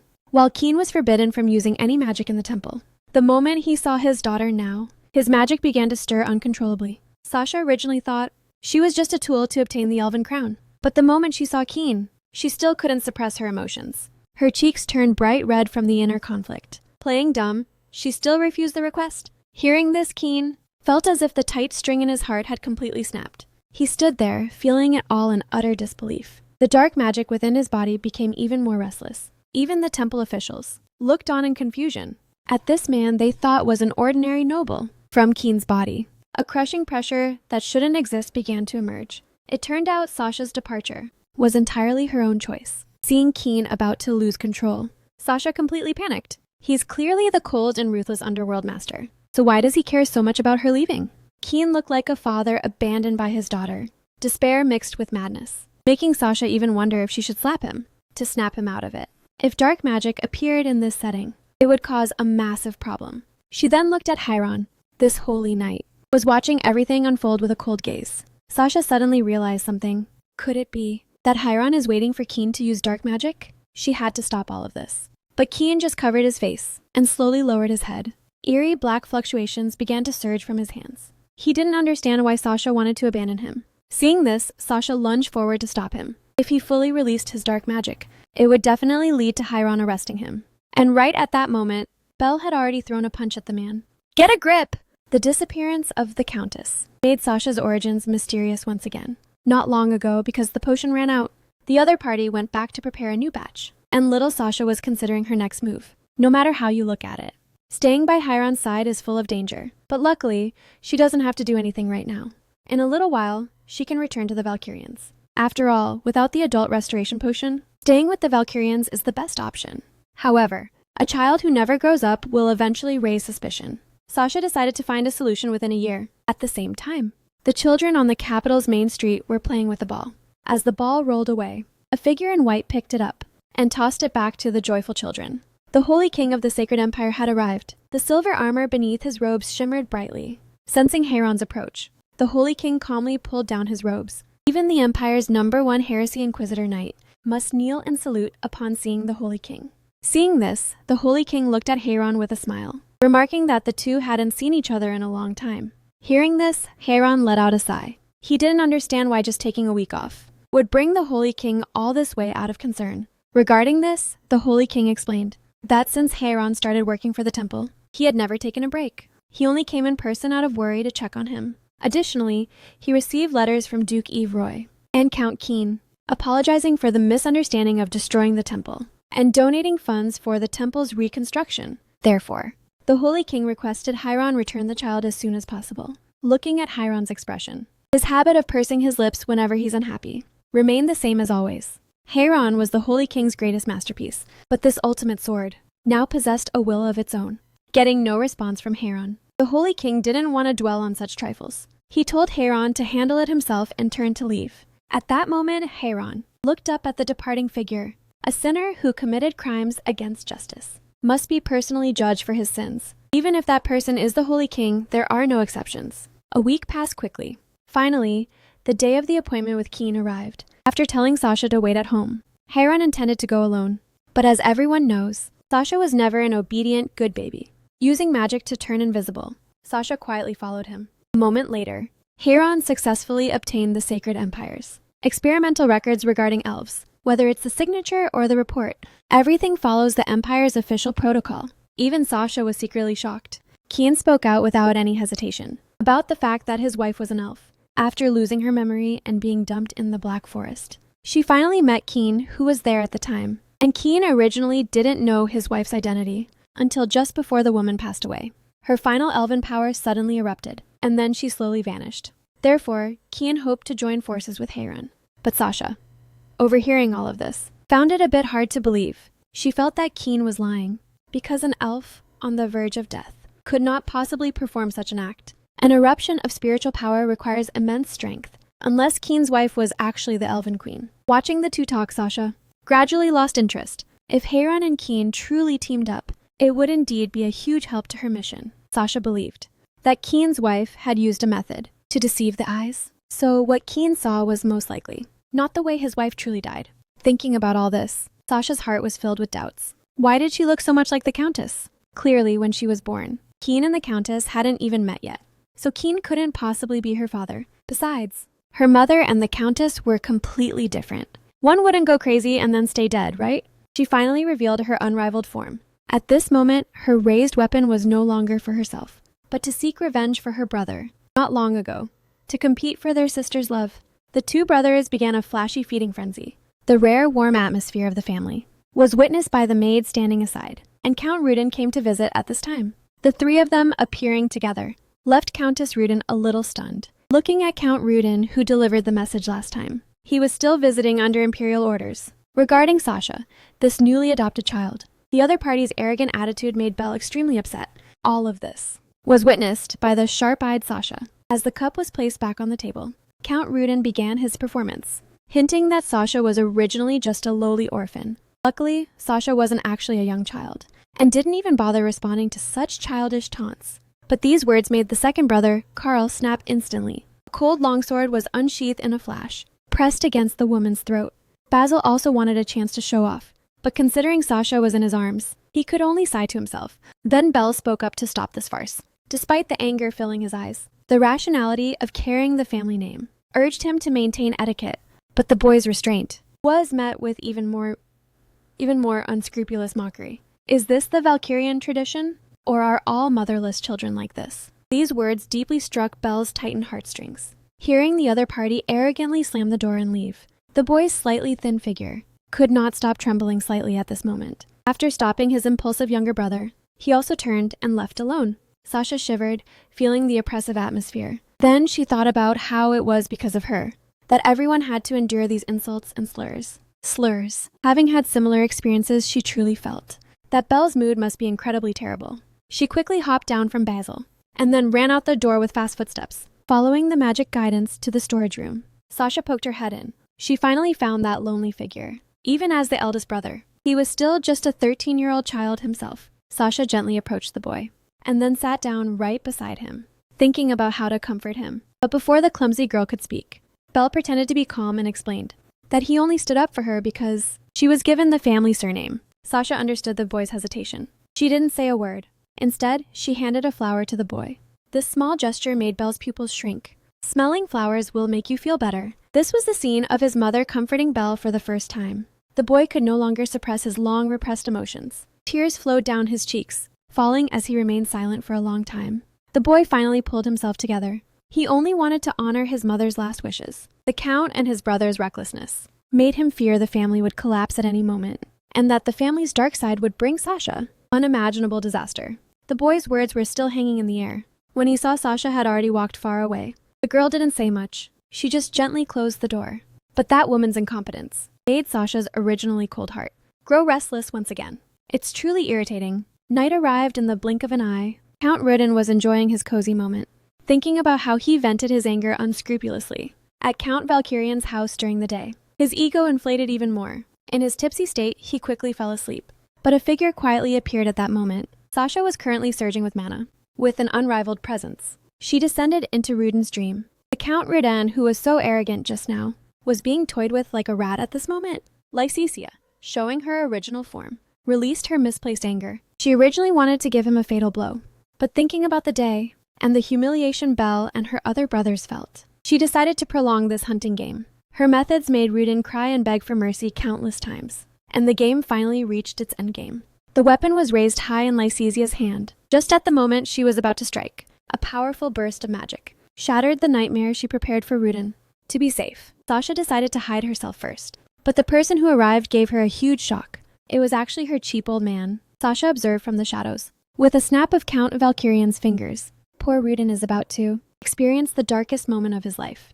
The girl's sincere emotions completely shattered the darkness in the executioner's heart. The truth about Valkyrian finally surfaced. Little Sasha lay in bed, unable to sleep, thinking about the seemingly cheerful Basil and the weakness hidden deep within his heart, as well as the deliberate bullying by the royal tailors. The idea of opening a fashion shop spontaneously arose. The next day, to buy accessories for their sister, the two brothers prepared to head to the underworld. But Sasha volunteered to join their team as well. The adults looked at this little squirt, thinking it was just a sister's childish joke. But the girl used the excuse of her first time out to put on a pitiful and aggrieved expression. Seeing his sister's adorable look, Basil even wanted to take out all the pocket change he had hidden in a bird's nest to give to his sister Sasha, who also showed a look of success. Following her brothers to the underworld, to uncover the family's hidden truths bit by bit, the carriage drove further away. The two patiently warned Sasha not to tell their big brother. The underworld wasn't as prosperous as the Empire. After reaching their destination, the three headed into an alley. After many twists and turns, they pushed open a door and arrived at a hat shop, which turned out to be Lysesia's old lair. Listening to the praise coming from their mouths, they had no idea the boss was the brat they were carrying. Siada also appeared on time, fully dressed, just as Siada prepared to introduce the products. The sharp-nosed Carl caught a familiar scent on Siada. It smells just like our family dog.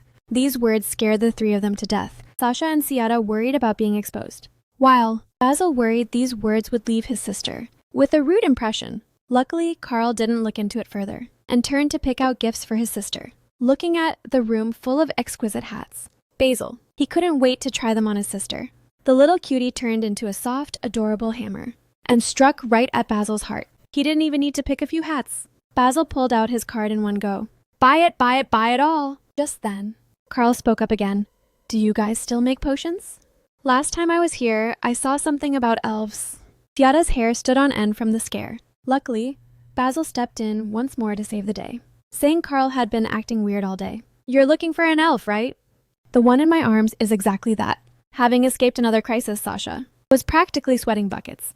Under Sasha's eye signals, Siada prepared to take them to the clothing store. And so, a Chunobiu cat monster manager appeared before them. The strange look gave the three of them quite a shock. Fortunately, the manager's skill and taste were top tier. With just one glance at the three, the theme for this banquet's outfits was decided. While Basil was discussing the details, Carl's eyes drifted to the side. He seemed unexpectedly sensitive today, but outside was just dusty with no apparent cause. After the three walked out of the store, Carl seemed to sense something. A strike guided by pure intuition actually sliced a large net right in half. Basil held his sister tightly, while Carl drew his dual blades. A gang of bandits suddenly appeared ahead. This was the literal trash gathered in the underworld. Seeing the wealthy-looking trio, they immediately made their move. Basil's face darkened slightly. His good mood from going out with his sister was ruined by a bunch of trash causing trouble. Carl held his dual blades across his chest and charged fiercely toward the bandits. Just as the blades were about to fall, his movements suddenly froze. The familiar blindfolded man walked out from the side. The master does not wish for any more disturbances. This is a world of chaos, where one can commit crimes without paying the price. The blindfolded man, even showing dissatisfaction with Carl for causing a disturbance. This eerie atmosphere made Sasha daze for a moment too. Zihan is the master's highest direct subordinate, also known as the symbol of misfortune. In this chaotic underworld, his appearance is a sign of impending death. Sasha felt even more confused in her heart. What exactly is this master's true identity? To think that even a minor scuffle like this would be targeted by the other party. This also made her even more curious about the Valkyrian secret. Just then, Zihan fixed his gaze on Sasha and Basil's arms. Sasha was still full of question marks, but Zihan politely gave a bow, instead of the usual goodbye people say. He said, "Let's not meet again next time." She thought he was just cold by nature, but Zihan simply shook his head. Associating with someone like me brings misfortune. His words seemed to leak self-loathing, and that self-loathing stirred up painful memories for the girl. Once viewed as the daughter of a mad elf, Sasha's childhood was once as dark as his. The girl looked up, responding to the man with a brilliant smile. "Next time we meet, you must say hello too." Zihan's face remained expressionless as ever. He let the three leave and turned to walk away. The violence in the night alley went unseen. The man brandished a whip, and beside him were the bandits from earlier that day. Thinking of that cute face from the daytime, the man's hand holding the whip trembled slightly. It was the first time someone had ever faced his darkness with such kindness. Even though he wanted to see the girl again, he really isn't worthy. Since that girl's father is Count Valkyrian, the true king of this underground world. The secret of the elven experiments is about to surface. The candidate supported by the priest actually possesses elven mana. Not long ago, Sasha used a single hug of love to easily win over Princess Ska. She would let Anya meet that elf. In exchange, the princess has to help me get the crown, following the priest's prayer. The candidate meeting officially begins. If the peak of the Holy Knights is the heresy inquisitor, then the peak of the clergy system is the cardinal. Sasha obtained the support of the Holy Knights led by Hieron, while the cardinal supported another child. Sasha searched all around, but couldn't find any trace of that child. The cardinal was the first to propose the first public task. The children must offer something unique to prove their devotion to God. Hearing this, Sasha instantly guessed the cardinal's intention. That black-hearted guy definitely wants to rake in some cash. Belle was about to take his sister back to consult the count. But then the cardinal approached the two of them, and Sasha finally discovered the child supported by the cardinal. He looked extremely uneasy. A moment later, everyone arrived at the council hall. If it were official business, then inviting Keen would be the standard procedure. There's no way they would. Just call in the two Valkyrian children. Sasha's eyes were fixed on the candidate the cardinal supported. This kid looks like a total pushover. Sasha's gaze also drew the cardinal's attention. Only then did he introduce the boy's identity. From the rumored God-blessed kingdom of Helton, this boy with immense holy power was their one and only daughter. But the two listeners were left speechless. The cardinal showing up in person made Sasha suddenly feel like she was a big deal. Does the cardinal want the Valkyrian family to back down? Belle does not believe. That holy power is the only standard for the election. Awkwardness flashed across the cardinal's face. He didn't expect even the Valkyrian children to be tougher than the pushovers he imagined. At his signal, a nearby priest unceremoniously rolled up his sleeves, took out a knife, and cut a wound into his hand. The candidate named Remy slowly walked forward. The moment he prayed, a golden light shimmered on his hand. The priest was fully immersed in the act. A moment later, the wound was completely healed. The cardinal intended to use this little trick to make the two children back off on their own, but he met the siblings' gaze, which made him look like a total fool. As for that kind of stuff, it was way too amateur. Seeing this, the cardinal coughed, and immediately had Remy start a new round of performance, like making withered flowers bloom again. Sasha felt like she had accidentally stumbled into a circus, but in the next moment, she actually felt mana belonging to an elf, oozing out from the boy's body. Elves can only be female, so this boy couldn't possibly be an elf. As if sensing something, Sasha suddenly rushed forward and tightly gripped the boy's wrist. The boy's elven power was completely out of control. The berserk mana simply wouldn't stop. Sasha could only use her own ability to suppress it. This scene made Belle completely lose his cool. He pulled Sasha into his arms, and then with a swift hand chop, knocked the boy out cold. The priests were all stunned, reacting only after a short while. They were about to scold Belle for his violence, but they met Belle's blood-red eyes.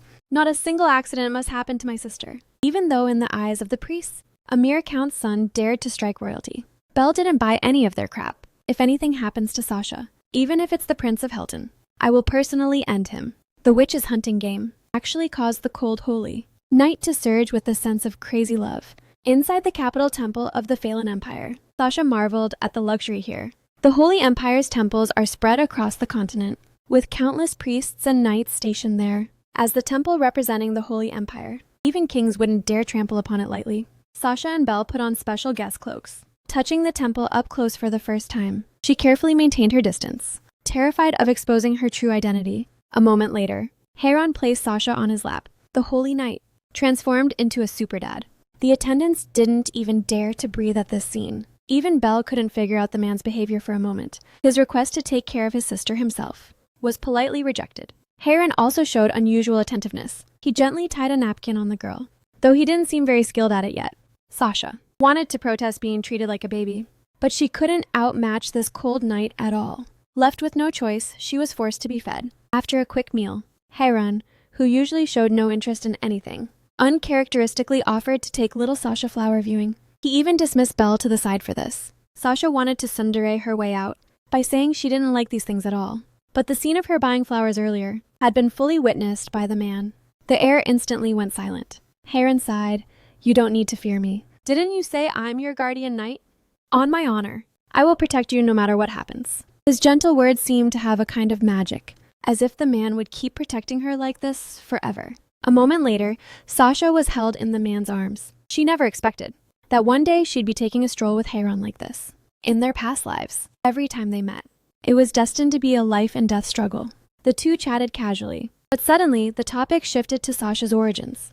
"Do you remember your biological father?" Hearing this, Sasha's heart suddenly skipped a beat. Sasha's biological father. The man's face turned cold as if he wanted to tear the guy apart. Helplessly, she couldn't exactly tell him that she was actually Lychesia herself. "I don't remember." Sasha peeked at his reaction. Heiran's lips parted slightly, seeming to think about how to speak. "There's a woman who looks a lot like your mother. I'll help you meet her." He really wanted to know why Lychesia disappeared back then. The young knight had cleared out the enemies for her, but upon his return, he could no longer find any trace of that woman. Blood-stained hands brushed across the bed. It seemed only the fragrance lingering in the air could prove the reality of their time together. Heiran's storytelling made Sasha feel an inexplicable daze. She never expected that from Heiran's perspective. Everything would be so absurd, as if speaking of something that never even happened. Clearly, she had only treated the man as prey. Lychesia enjoyed this hunting game, breaking through Heiran's cold exterior and engraving upon him what belonged solely to the flower of his right ear. All of this was just because seeing his broken side was so amusing, that's all. Looking at the man's slender eyes, the girl suddenly realized she was still in the form of little Sasha. Luckily, Heiran didn't know the turmoil in her heart. Sasha felt a bit guilty, but with the words at the tip of her tongue, she still curiously asked him, "What was your relationship with that lady?" The Valkyrian full force plan is online. To elope with his sister without leaving evidence. Belle actually blew up the entire Count's manor, not long ago, to ensure Sasha left without a hint of regret. Big Brother Belle hid his tenderness deep inside. He coldly advised the girl to leave. Without a doubt, being kicked out of the house gave the girl a deep, stinging pain, but it was just another parting to experience. Sasha chose to calmly accept her fate this time. It's just a bit of a shame, losing the hard-won warmth of these past days. The only regret was probably not being able to say a proper goodbye. But on the night of her departure, Belle actually packed his bags to go with her. This decision left Sasha momentarily stunned. Ever since the Countess passed away, Kian had completely lost himself in the underworld. The political affairs of the entire territory were all handled by the eldest brother, Belle. Belle gave a light chuckle, letting Dad handle whatever's left. And the purpose of him tagging along was simply to keep Sasha from being discovered too early, at least until the Empire's prayer meeting begins. Only then can the girl be truly safe. He didn't want Sasha to be dragged into the storm of resurrecting the Countess. Sasha didn't object, since the potion to restore her adult form was currently very unstable. Red Star still needed time to develop it. The two boarded the departing carriage. Sasha looked out the window, feeling a bit reluctant to leave. But the moment she turned around, she saw Belle taking something out. That familiar rune looked like a detonator for something, but she immediately dismissed the thought. Surely Belle wouldn't be that out of pocket.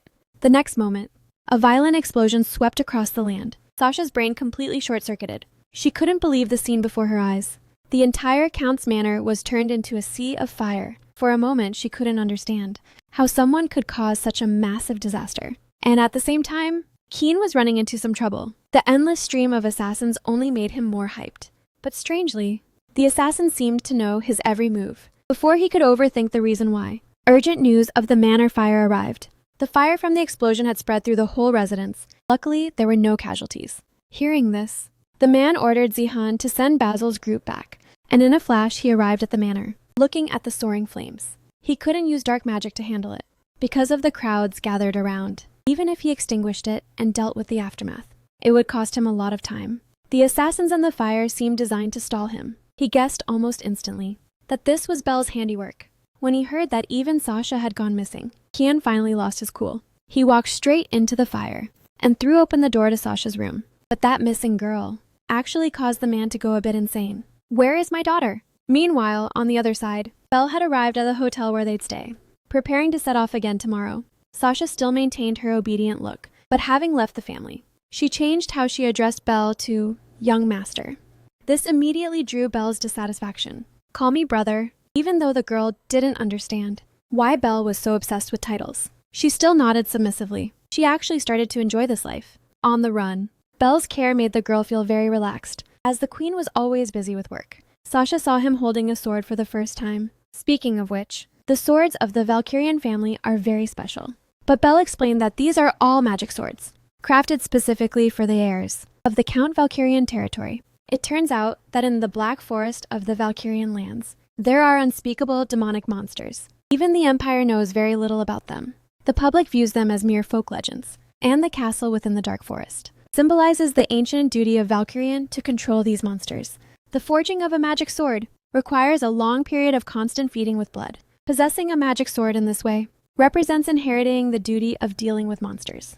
The slaughter of these monsters makes the Valkyrian family who inherited this duty. No different from a line of executioners, this secret made Sasha's eyes widen. But Belle simply sheathed the magic sword indifferently. He was just indirectly explaining the reason why Sasha had to leave. When it was time for bed, Belle acted exactly like his father. The way they tucked her in was so similar. He looked at the girl's sleeping face, and for a moment he felt a bit dazed. The time spent with Sasha always felt too short to him. At this moment, he only had one thought.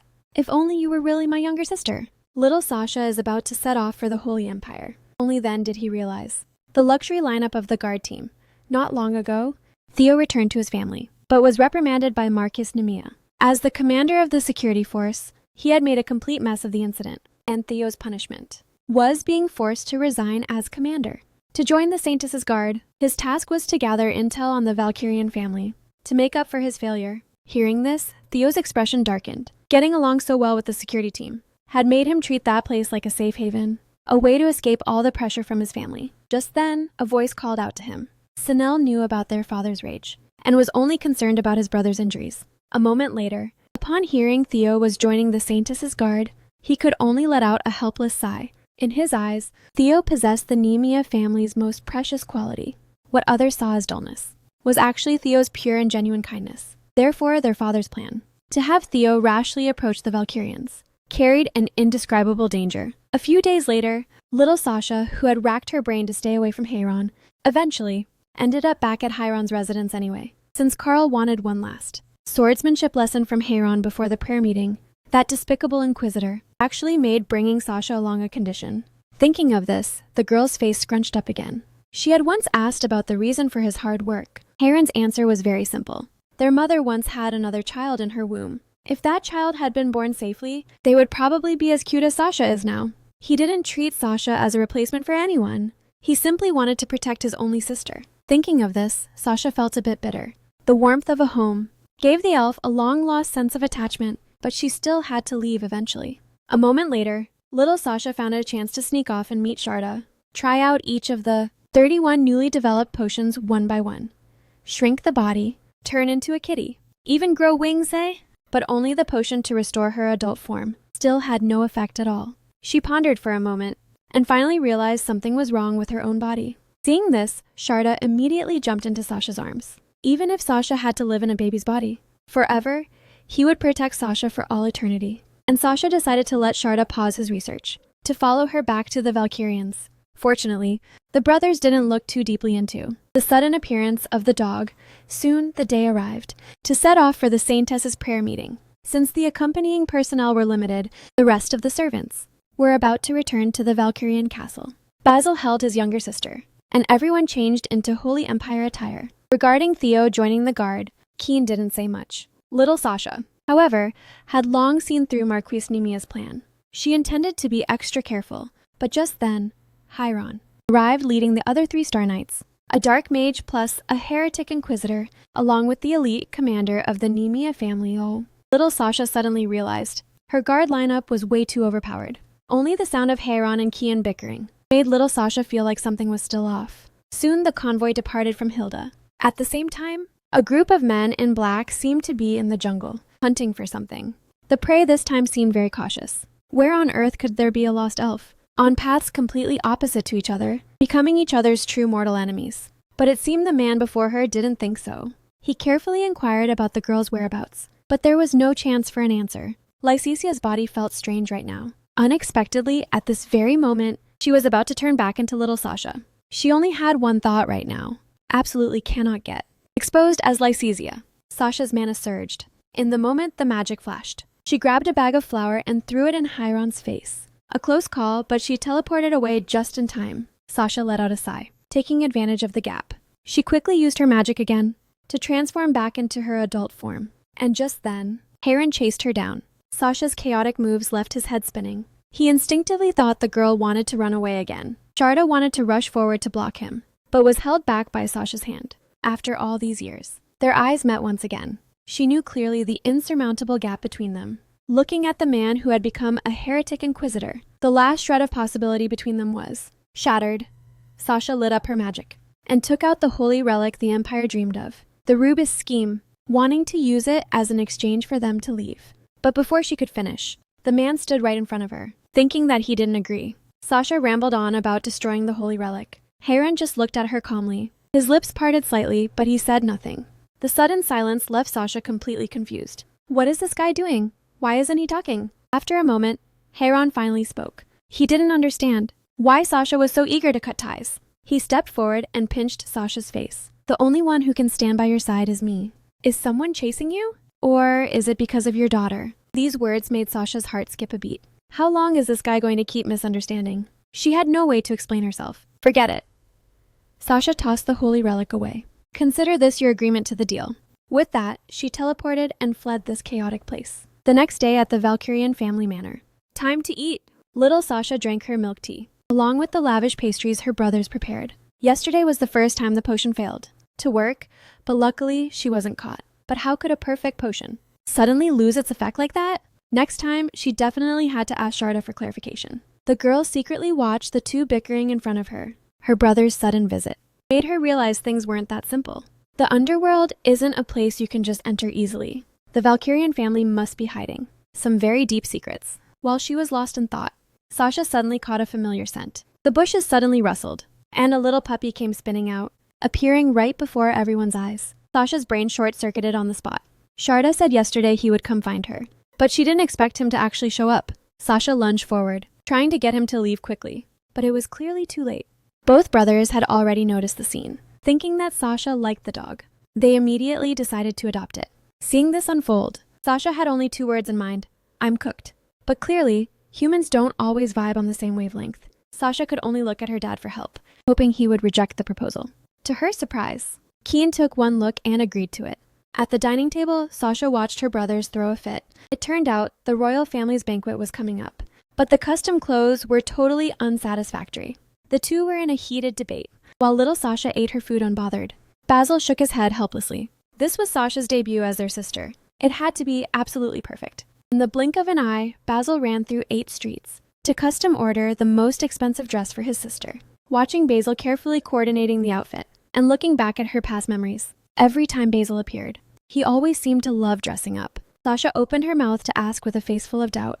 Basil thought about it for a moment, stating he was just used to this kind of pretension now. He didn't like looking like he lacked a mother. Turns out, during the time the Countess passed away, his father and Belle were often away from home. Young as they were, he and Carl didn't understand death yet, thinking their mother had just gone on a long trip. So, whenever he was free, he would try to find his mother, until one day, he heard others mocking him relentlessly, claiming that, though Basil came from a prestigious family, he dressed like an unguided beggar. In that moment, he finally understood the true meaning of death, and knew his mother would never return. The girl hides her god-tier visuals, acting as a diaper warrior incarnation, but as a fanatical pursuer of elves. Tarskar still noticed little Sasha. The two great pursuers are about to clash. The battlefield is set to explode not long ago. As the Saintess's prayer meeting approached, Keen and the brothers seemed exceptionally busy. But right then, the capital security force knocked on the door. It turned out Carl had been taken away. Although Carl was often impulsive, Sasha never believed that he would do anything truly outrageous. Regarding this, Theo had only heard that Carl had a conflict with some mercenaries. Since he was still a minor, he needed a family member to show up to prove his identity as a Valkyrian. But currently, only Sasha was home. With no other choice, the girl could only follow Theo to the detention center. Theo, being skilled at taking care of siblings at home, picked up little Sasha with ease. The two soon arrived at the capital's security office. Theo had seen Carl in the eastern part of the empire as a young master of the Valkyrian family. Theo believed there must be some misunderstanding. Sasha climbed down from Theo's shoulder and jogged a bit, quickly finding the imprisoned Carl. Seeing his sister, Carl felt panicked for a moment, But he quickly realized his sister must have come to save him. She thought Carl only had a simple clash with mercenaries, but she didn't expect him to protect her. Unexpectedly, they are fellow participants in the Saintesses' prayer meeting from a foreign royal family. Hearing this, Sasha instantly felt that things were going south, because what Carl was facing was actually a serious charge of insulting royalty. The Saintesses' prayer meeting ritual is held in the Holy Kingdom, and the Valen Empire is the nearest port. Therefore, even just for social networking, countless royals and nobles from various countries would gather here, and the royals eligible to attend the prayer meeting all come from powerful nations. Even Keen couldn't just brush them off easily. Thinking of this, Sasha could only wipe her eyes with a handkerchief, assuming she'd only be able to visit Carl here from now on. The robust Carl was also left speechless, stating clearly that the other party started it first. Carl had only wanted to replace the leather on his sword hilt, which is why he went to the best weapon shop in the capital. But the sword he was getting serviced happened to be eyed by the royalty attending the meeting. Seeing Carl's not for sale no matter what attitude, the opponent's guard relied on their status to strike out at Carl. Unfortunately, Carl himself was never an easy target, and that's how things ended up like this. Little Sasha helplessly asked about the other party's identity. Learning it was the crown prince of the Ska Kingdom. She completely turned to stone, simply because the other guy was actually Lysesius, fanatical pursuer. No wonder little Sasha always had a weird intuition of being dragged into a bad situation. But Tarskar's voice suddenly came from behind her at that moment. Hearing that Carl was detained for insulting royalty, he had made a special trip just to visit, while looking at the other party mockingly. Can we now reconsider the ownership of that sword? But even though little Sasha kept her head buried low, Tarskar still noticed her figure. Seeing this, Sasha bolted to run away. But before Carl could stop him, Sasha had already been lifted into the air until he saw Sasha's face. The painting-like elven lady made Tarskar completely lose his composure. Sasha knew things would turn out like this. The next moment, Tarskar hurriedly claimed that taking away Carl's surveillance was his own mistake. So, he now only wanted to take this child back to his kingdom. Hearing this, Sasha slowly processed a WTF moment. Even Carl was stunned.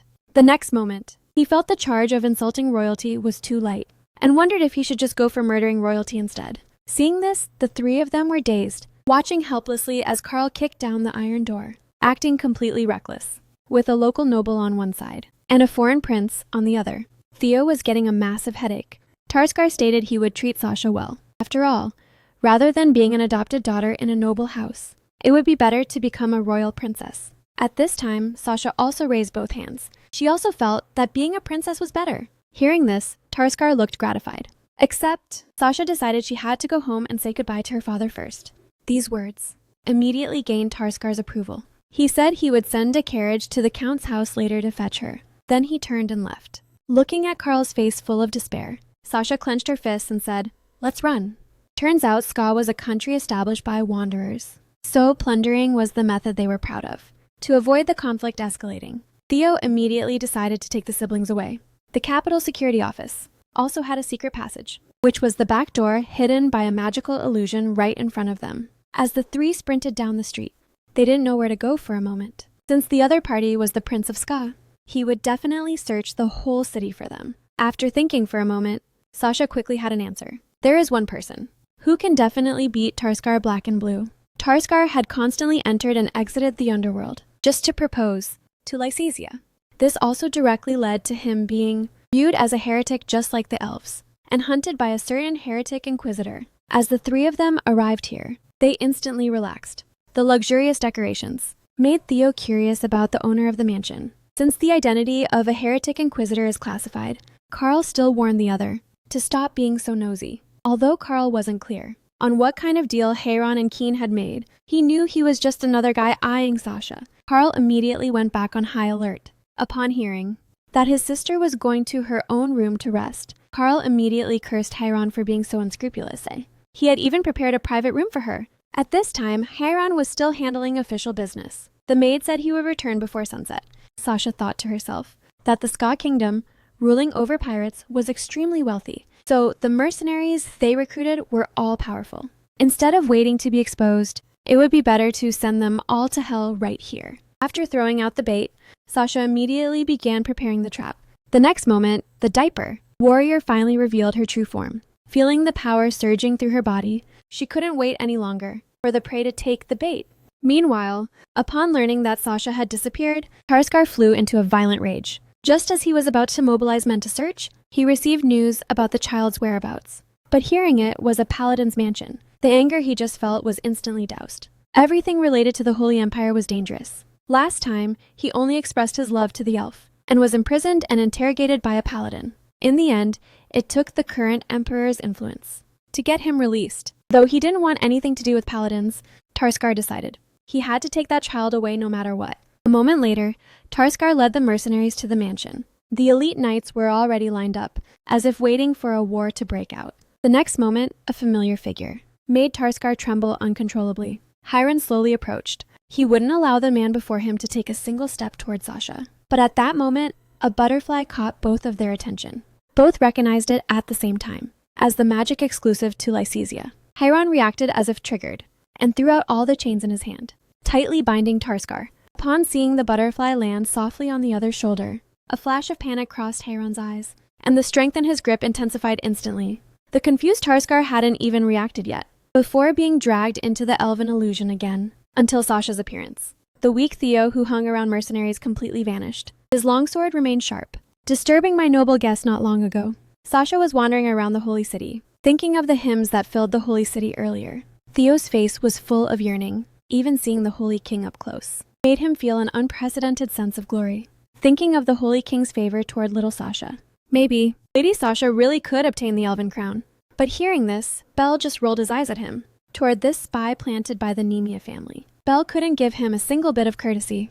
Hearing the other party's sincere apology, Sasha felt a bit of pity in her heart. Despite being born into the Nemea family, one of the 3 great noble houses, Theo had no choice but to live life walking on eggshells. Just then, a pair of holy knights happened to pass by. The moment they brushed past each other, the other party actually called out Theo's name. Hearing this, Theo straightened his posture, only to see the other person greeting him enthusiastically. The holy knight named Benji had once participated in the holy knight selection with Theo, and now they met again in the holy city. He then glanced at the 2 behind Theo, learning that Theo, who came from the Nemea family, was now just a mere guardian knight. You're still the same useless loser as always. It's truly a miracle that anyone is willing to hire a piece of trash like you. The sudden provocation left even Sasha stunned, but Theo remained indifferent to it, though his body couldn't stop trembling. Historically, the first holy knight was just a commoner, who was crowned by the holy king due to his overwhelming martial power, and only then obtained divine power. This legend-like story once deeply fascinated the young Theo. He wanted to use this path to gain his father's recognition. So, at only 13 years old, Theo chose to head to the Holy Empire in secret. He knew he was clumsy, so he could only train even harder, until one person approached him. Learning that Theo also came from a noble background, Benji immediately came over, greeting him with forced enthusiasm, becoming Theo's only friend in a foreign land. Unlike the dull-natured Theo, Benji had excellent social skills, chose to secretly head to the Holy Empire, until Theo and Benji's sparring match began.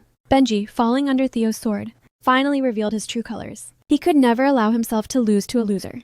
But Theo, sensing Benji's change, in order not to lose his only friend, had no choice but to lose to him on purpose time and again. Until the instructor discovered everything, Benji could no longer bear it, and began a long period of bullying against Theo. Until Theo's unauthorized departure was discovered by his family. That was the last time the 2 met. So now, when Theo faces Benji, he feels a deep-seated fear, stemming from an inner weakness and shame. But at this moment, Lady Sasha couldn't watch any longer. You aren't allowed to bully Theo. Theo's submissive expression made little Sasha very confused. If he's annoying, just beat him up. Clearly, Theo is much stronger than him. So why swallow your pride? Looking at little Sasha's serious expression, Theo felt something within his heart being awakened. How can someone who can't even protect themselves ever become a guardian knight? Seeing that Theo actually dared to talk back to him, Benji suddenly flared up in a fit of rage, raising his fist to give Theo a lesson. But in the next moment, a cold blade was pointed straight at his throat. Theo's sword had been drawn out of nowhere, facing his former subordinate whom he used to beat. Theo finally broke free from the shadows of his childhood, because he found my distinguished guest. Unlike the romance seen through women's eyes, the Count and Countess's departure from prison was actually a clash between a schemer and a naive soul. In the dream, Sasha seemed to hear a song. She followed the sound to find it, only to find her mother leaning against a tree trunk, singing a lonely elven melody. Sasha felt a bit excited. Even her eyes opened unconsciously, only to find 2 heads staring straight at her. Carl and Basil were carefully observing their sister, conspiring loudly, wondering if their sister had been traumatized or something. Hearing this, Sasha played along perfectly, immediately asking who they were. This absolutely terrified the two of them. Basil pondered for a moment, then broke into a wide smile, stating he was the person who loved her most in the world. Hearing this, Sasha immediately burst out laughing. So it was just her brothers. Carl, feeling like he had been played, promptly plopped down on his sister's bed. But Sasha felt her eyes were a bit dry now, thinking about how she'd been crying like a little kid. She wished she could find a hole to crawl into. She was originally worried about her elven identity being exposed during her time with everyone, but after listening for a while, it seemed the two brothers in front of her had no idea. This was the first time in years she'd met one of her own kind. This made Sasha feel a faint sense of worry. She heard that for their own safety, elves never set foot outside the elven kingdom. So why did that elf appear? Thinking of this, Sasha simply asked Basil about the elf situation. Carl, on the other hand, stated that father was currently questioning him. In Basil's eyes, the elf had hurt their sister. So, as her father, Keen definitely wouldn't let it slide just like that. At the same time, Keen was indeed in a different state of mind. Everyone knows that Count Valkyrian, inside the Black Forest, married the elven lady after falling in love at first sight. But the first meeting of the Count and his wife was completely different from the romance people imagined. In the deserted Black Forest, the sudden appearance of a woman in noble attire kept Keen constantly on high alert. Luckily, there was no murky aura, but Keen did not let his guard down until the woman raised her head, with a somewhat naive look in her eyes. That struck Keen right in the heart. The elf in front of him had clearly lost all her memories. Kian patiently explained her situation. He originally wanted to ask about her origins, but Lucy couldn't remember anything at all. The terror of the Black Forest made Keen lose his patience for questioning. After quickly dealing with the surrounding monsters, his fingers touched Lucy's throat. "If you don't talk now, I'm going to have to do something bad." Looking at Lucy's fair cheeks, Keen thought this move was simply perfect. Next, she should feel terrified, and then honestly confess everything, right? But Lucy suddenly grabbed Keen's palm. Keen's threat was completely useless, because she didn't feel from the man even a single shred of malice. After looking around, the elf finally seemed to realize the surrounding danger. But as she stood up, she found her legs had no strength. Luckily, Keen was quick and caught her. With just a brief contact, Lucy smelled a faint floral scent on the man. She wanted Keen to let her go first. But the next moment, she fell to the ground again, looking at the strange elf before him. The scene became quite awkward for a moment. After a while, Lucy finally summoned her courage. "Take me to a place with the scent of flowers." With a sort of simple-minded confidence, Keen lost his temper for a moment. Lucy's signals didn't seem like an act. With the reason of investigating suspicious clues, Keen decided to take Lucy back to the castle. Only that year was something Keen still hasn't been able to forget. And right at this moment, the elf in front of him had quietly awakened. Keen tried his best to look a bit more friendly, but the elf's single sentence left Keen completely stunned. "Was it you who took away the queen?" The well-behaved and cute girl on the inside was actually a notorious and peerless villainess in secret.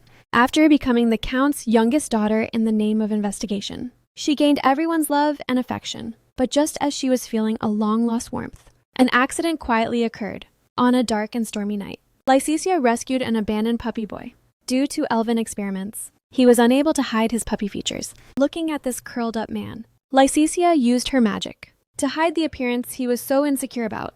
The girl's intentionally hidden tenderness was clearly seen by the man. He swore his loyalty to Lycesia, but the girl didn't want to take in this puppy, only because she feared her own bad reputation would bring disaster upon him. Her cold attitude caused a hidden disappointment to show on the man's face, but he still lingered around Lycesia every day, making special potions for elves just for her, running through every street and alley to gather intel for her, crafting exquisite jewelry for her. Lycesia finally couldn't hold out anymore and took in the man named Sharda. In this world where everyone despised her, there was actually someone who came just for her.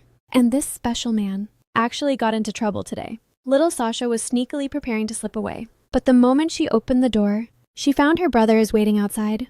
Basil patted the girl's head, saying they had an emergency and had to go out. Then he walked out the door under Carl's urging. Sasha watched blankly, thinking happiness came way too suddenly. In a blink, the girl looked at the trash base, and her mood turned terrible. Images of the past flashed through her mind. She didn't dare imagine the consequences of the man being harmed. After pressing the switch, the girl walked into the secret space of the base. In a conspicuous spot, she found the potions the man had prepared in advance. But what the heck is up with this heart-shaped bottle? Just then, the sound of movement came from outside.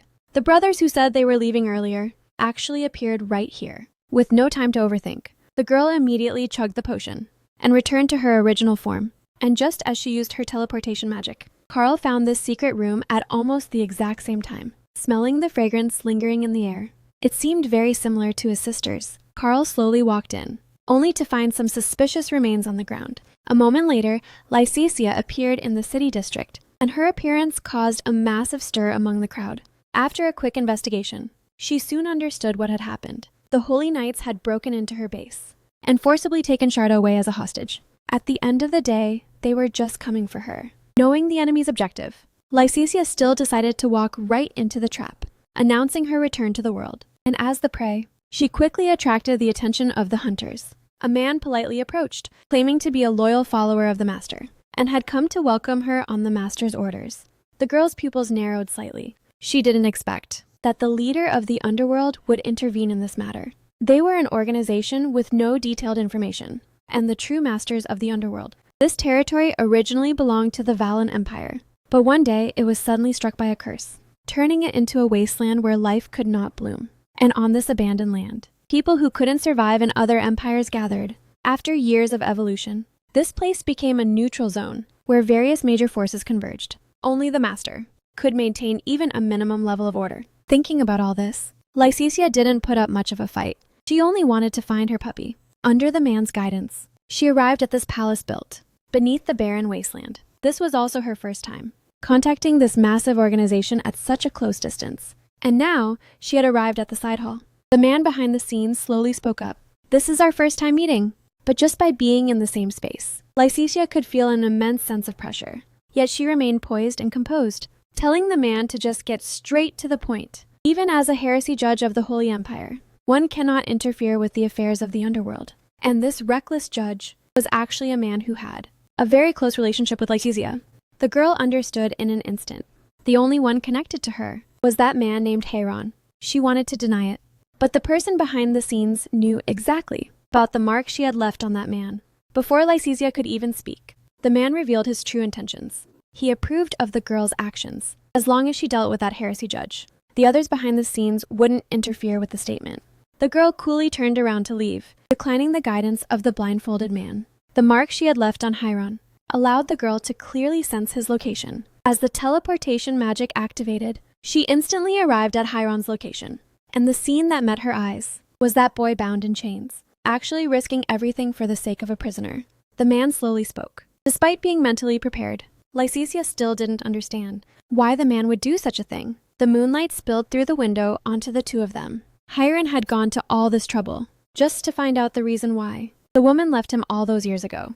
The Little Elf Season 2 has finally returned, when the long-silent Valkyrian family appeared once again at Duke Evroy's birthday banquet. Their outstanding appearance immediately captured everyone's attention. Little Sasha wanted to hide in Keen's arms to get by, but she didn't expect to be suddenly picked up by Duke Evroy, and even conjured a magic puppy in his hand, using his ultimate child-pleasing skills. But Sasha saw through his objective instantly. Why are mages so obsessed with taking in students? It seems my last stunt of breaking the tracking magic gave Duke Evroy a little shock. Seeing the girl's extremely reluctant expression, Evroy had no choice but to hand her back to Basil. A moment later, little Sasha was searching the room for the thief who stole their clothes. Coincidentally, the performance segment of the banquet began. Duke Evroy had invited a famous singer from the capital. The beautiful singing voice immersed everyone. But Sasha noticed the lyrics about the legend of the Elf Queen gifting a crown to the Holy King. May the holy glory be immortal forever. Praising the gods and worshipping the Holy King seemed deeply ingrained in the hearts of the nobles. But human joys and sorrows are not the same. Sasha just found it a bit noisy. The Elf Queen offering the crown to the Holy King happened nearly 100 years ago. But Sasha had clearly seen the records. At that time, the Holy Empire had already begun elven experiments. Therefore, the Queen's crown must have been forcibly taken by the Holy King. Thinking of this, Sasha felt a bit nauseous. Seeing his sister was unwell, Basil hurriedly took her out for some fresh air. Carl wanted to follow, but Basil stopped him. Worried that all three siblings disappearing would raise suspicion, he was forced to stay behind to hold the fort. Without the noisy voices in the courtyard, Sasha felt significantly more comfortable.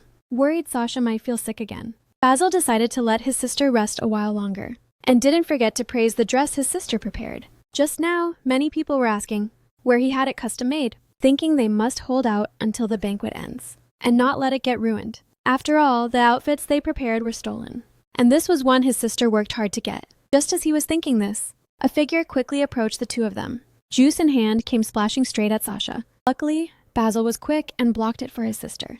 The sudden turn of events left Sasha stunned, but in an instant, she noticed the hat on the person's head. It was the hat from Harda's shop. Hearing the other party's excuse that it was just a slip, Sasha immediately wanted to hack them with an axe. But at this moment, Basil went silent. His hands clenched unconsciously. The gentle smile usually at the corners of his eyes vanished. The man thought it was just a piece of clothing, and at worst, he'd just compensate them with a new one.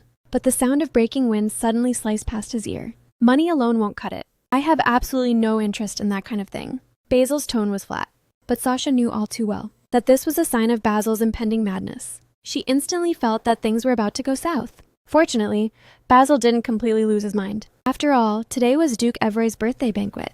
Making too much noise would attract unwanted attention. In the next moment, he splashed the juice right back. I'll let him off with just this much. The man was scared witless by the situation and hurriedly ran away while crying his eyes out. While no one was paying attention, Basil carried his sister to the fountain. Luckily, not a single stain got on his sister. But Sasha noticed Basil's expression was off. He was preparing to leave the banquet and head home. Basil tried his best to maintain a perfect image for outsiders. He didn't want to be mocked again for being messy, or called a child without a mother. Little Sasha grabbed her brother's sleeve. Stay with me. Looking at the nearby flower bed, Sasha had a brainstorm and told Basil to wait a moment. Little Sasha sneakily went to a secluded spot. Her magical power flickered wildly in her hands. In the next moment, Sasha ran back to Basil holding a bouquet. Covering it with this should work, but she slipped and couldn't keep her balance, tumbling right in front of Basil.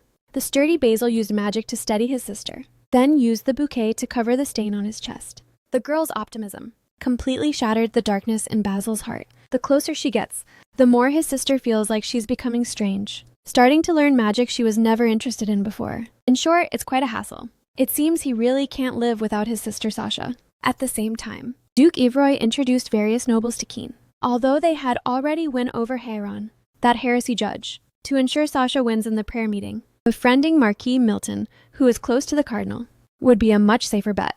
After bringing the person over, Duke Evroy left them some space to talk. However, Keen felt that Marquis Milton's gaze was full of hostility, and in the next moment, the doors of the hall were swung open. A boy covered in dirt rushed in crying. Seeing this, the Milton couple rushed to comfort the child. Upon learning that a conflict had occurred with Basil and Sasha, the corners of Keen's mouth curled up, and the two siblings arrived right at that moment. They were already worried the boy would snitch, and sure enough, it happened. The other party desperately accused Basil of using magic to threaten him, but Basil's provocative attitude caused the boy to start complaining again. But Sasha raised her hand. You don't think you're the only one with a dad, right? After learning, the other party bullied the siblings, and most likely even stole their custom-made outfits. Keen completely lost interest in making friends. But at this time, Marquis Milton didn't forget to add fuel to the fire, bluntly stating that Sasha was a child of unknown origin. By the time he realized his slip of the tongue, it was already too late. Sasha finally exposed her identity as an elf. Thorny roses bloomed completely from her palm. This scene left Keen in a daze. He couldn't believe it. The child he adopted solely for the elven crown was actually an elf just like his late wife. But despite having countless doubts, there were more pressing matters at hand. He couldn't stand by and watch little Sasha continue to suffer. Kian's hand gently covered his daughter's eyes. To clean up these filthy hunters, just leave the rest to Daddy. Everything is going to be okay. In just an instant, the hunters were all laid out. This was the first time Keen had ever shown off his dark magic skills in front of Heiron. But surprisingly, Heiron just calmly finished them off, cleanly taking out the last survivor. The heresy judge, who deters the continent with severity, is now letting two heretics go on a killing spree. And at that moment, Kian noticed his daughter's body trembling. Thinking he scared the kid, he quickly tried to comfort her. But to his surprise, Sasha looked up at him with tears in her eyes. This scene left both Keen and Heiron completely flustered. Ever since the orphanage was destroyed, Lycesia had been struggling to survive, while running from her pursuers. It wasn't until her elven powers awakened that she had enough strength to escape danger. She thought that exacting full revenge would be enough to wash away her life's misfortunes. But after all these years, she found herself crying again. Keen spoke up nervously, asking his daughter why she was crying. Sasha shook her head, and only explained after a long pause that she just felt embarrassed for being a crybaby. But in reality, even she didn't know why she was crying. She just felt that things were a bit strange now. Now that she had shown her elven powers again, Keen must have realized that she's an elf, which meant she was about to lose her warm home again. At that thought, the girl's tears flowed even more uncontrollably. Seeing this, Keen just stayed silent and gently patted the little one's shoulder. It doesn't matter what Sasha's identity is, just like how Sasha also accepted her equally strange father. Right, my daughter? Meanwhile, Heiron had finally reached his limit with this father-daughter moment. Shouldn't we think about how to dispel the illusion first? Keen suddenly remembered something. As an elf, his daughter would definitely be judged as a heretic. But Heiron bluntly stated that he had known Sasha was an elf for a long time, long before this moment. After all, isn't she Lysicia's daughter? Hearing this, Sasha panicked a little. But luckily, even though Keen didn't quite get it, he didn't dwell on that minor detail. To protect one of her few remaining underlings, Sasha changed the subject to try and dispel the illusion.